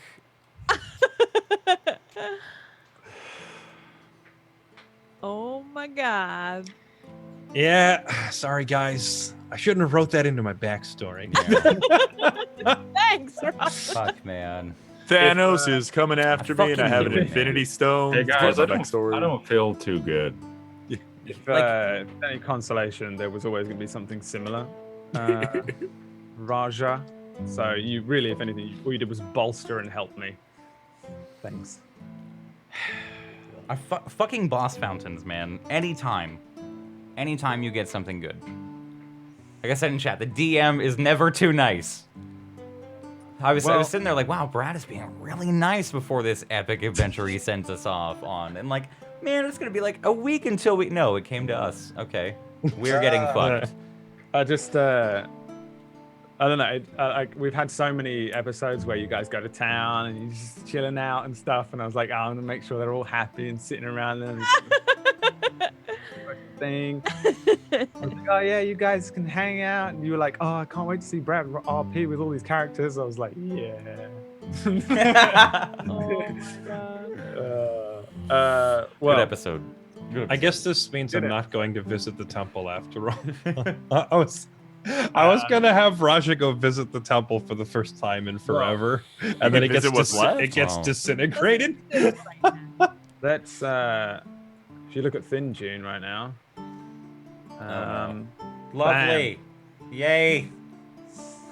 Now it's Thick Dune. It can have multiple C's. There you Awesome. go. Nice. So there is no temple. Thanks for playing. Let's do a quick round of shout outs, and then when we come back next week, we'll find out what everybody's new character is. Hey, screw that, man. I'm alive. Oh yeah. I'm waiting for Brad's gonna have like an outro, and everything goes black for the party. Arden, you feel your glass ring shatter. Oh. Then he wakes up and just starts to wander. Yep. Well, fuck these guys. I really needed Arden to be in it next week so that I could kill all of you and then just justify him being in it. Yeah. Just wouldn't be the same without you. That's horrible. No. Let's start with Arden. Where can people find you, Mr. Next time I DM, if I ever have the misfortune of people having to be DM'd by me, I'm just gonna give the one idiot player that ring. Like, dude, you can't stop dying. Stop. Here, have this. 1 to 9 p.m. Monday through Saturday, with the exception of Wednesday, where I'm here 1 to 5 p.m. PST. No, not you, Walter. Trust me, I have someone much worse in my local one that literally, he's like, yeah, dude, he's impulsive. Goes up to the garrison and just like knocks on the door as we're invading, and I'm like, Oh man. yeah, he drops every battle. It's great. This Saturday, 4-year partner anniversary for the channel. Gonna do Steam gift card giveaways because I can't seem to do anything else easily. Like Amazon, I guess some people have, like if you're in a different country, the code doesn't necessarily work for you or some crap. And I don't know if you can just give away cash. Can we just give away like cash that's not taxed? That'd be so much easier. Just $20. Yeah. And just mail it out. Birthdays, I just give away cash. I don't even buy the gift card anymore. Just give somebody cash. It's easier and cheaper. So yeah, that's it. Also, Fairlight, I tweeted you something. There's a free game that came out in 2003. It's a strategy turn-based role-playing game. I don't know if you like it or not, but if you guys want, check the tweet or something. It looks interesting for anybody that was looking for a free turn-based strategy game. 2003, you say? Yeah, Nothing like getting it while it's hot.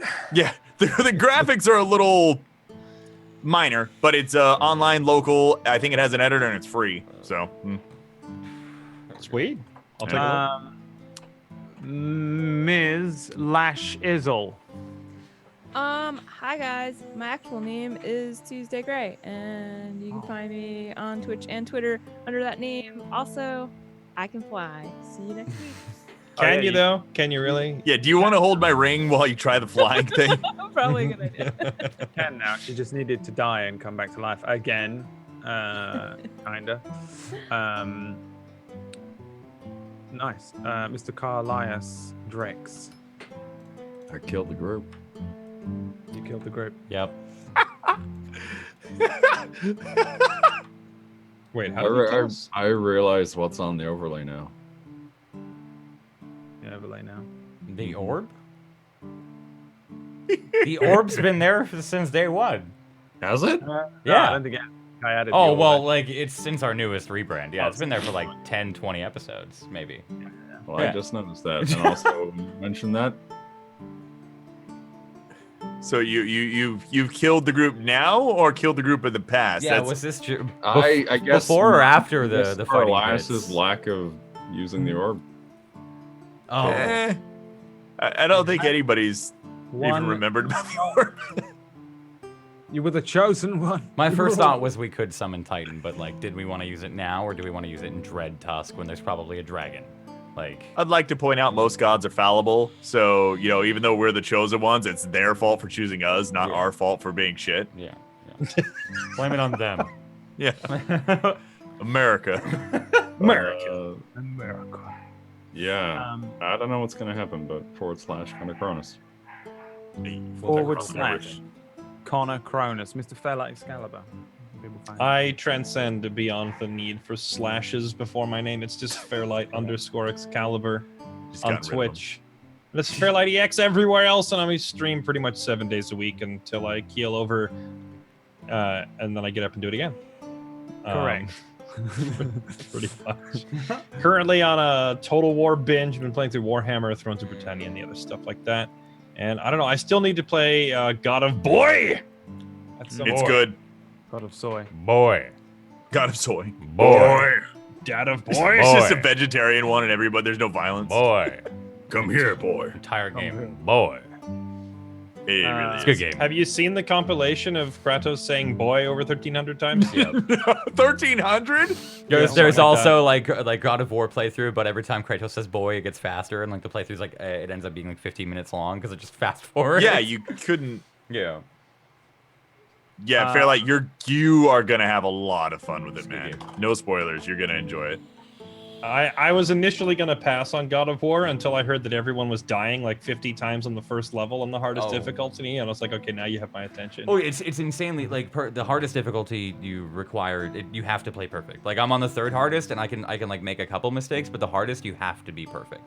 There's really no wanna try exceptions, now. pretty much. Yeah. You'll like it. There's a lot of side stuff and extra stuff. You're gonna love it. Talking of Cool. Jay playing games. People watch you play games, Jay. On my channel over at twitch.tv//Connor Cronus/boy. No, we went through Frostpunk today on my stream, and that game is amazing. I still have yet to beat it. Tomorrow is Total War Britannia, and more boy on the weekend. we should smash in Britannia, dude, I'm fucking Yeah. down. I am so down. I wanna watch that. I think I'm covering like 8 new games this month. So if you guys want new games, then follow the channel. If Hey, not, Jay, see you guys next week. What's up? When's a certain? It is currently coming soon. You guys saw the map. We're working on a couple other maps, and then we'll keep on going on. I'll have an update for you guys in there. Yeah. Talking of keeping on going on, I'm going to forego my shout out and drag you back into the game. Because there is one last thing. Oh, for fuck's sakes. What? Not yet, Snake. It's not over yet. No, not the epilogue. You're gonna ruin everything. God damn it. Epilogue. Outside of town. What's left of the town.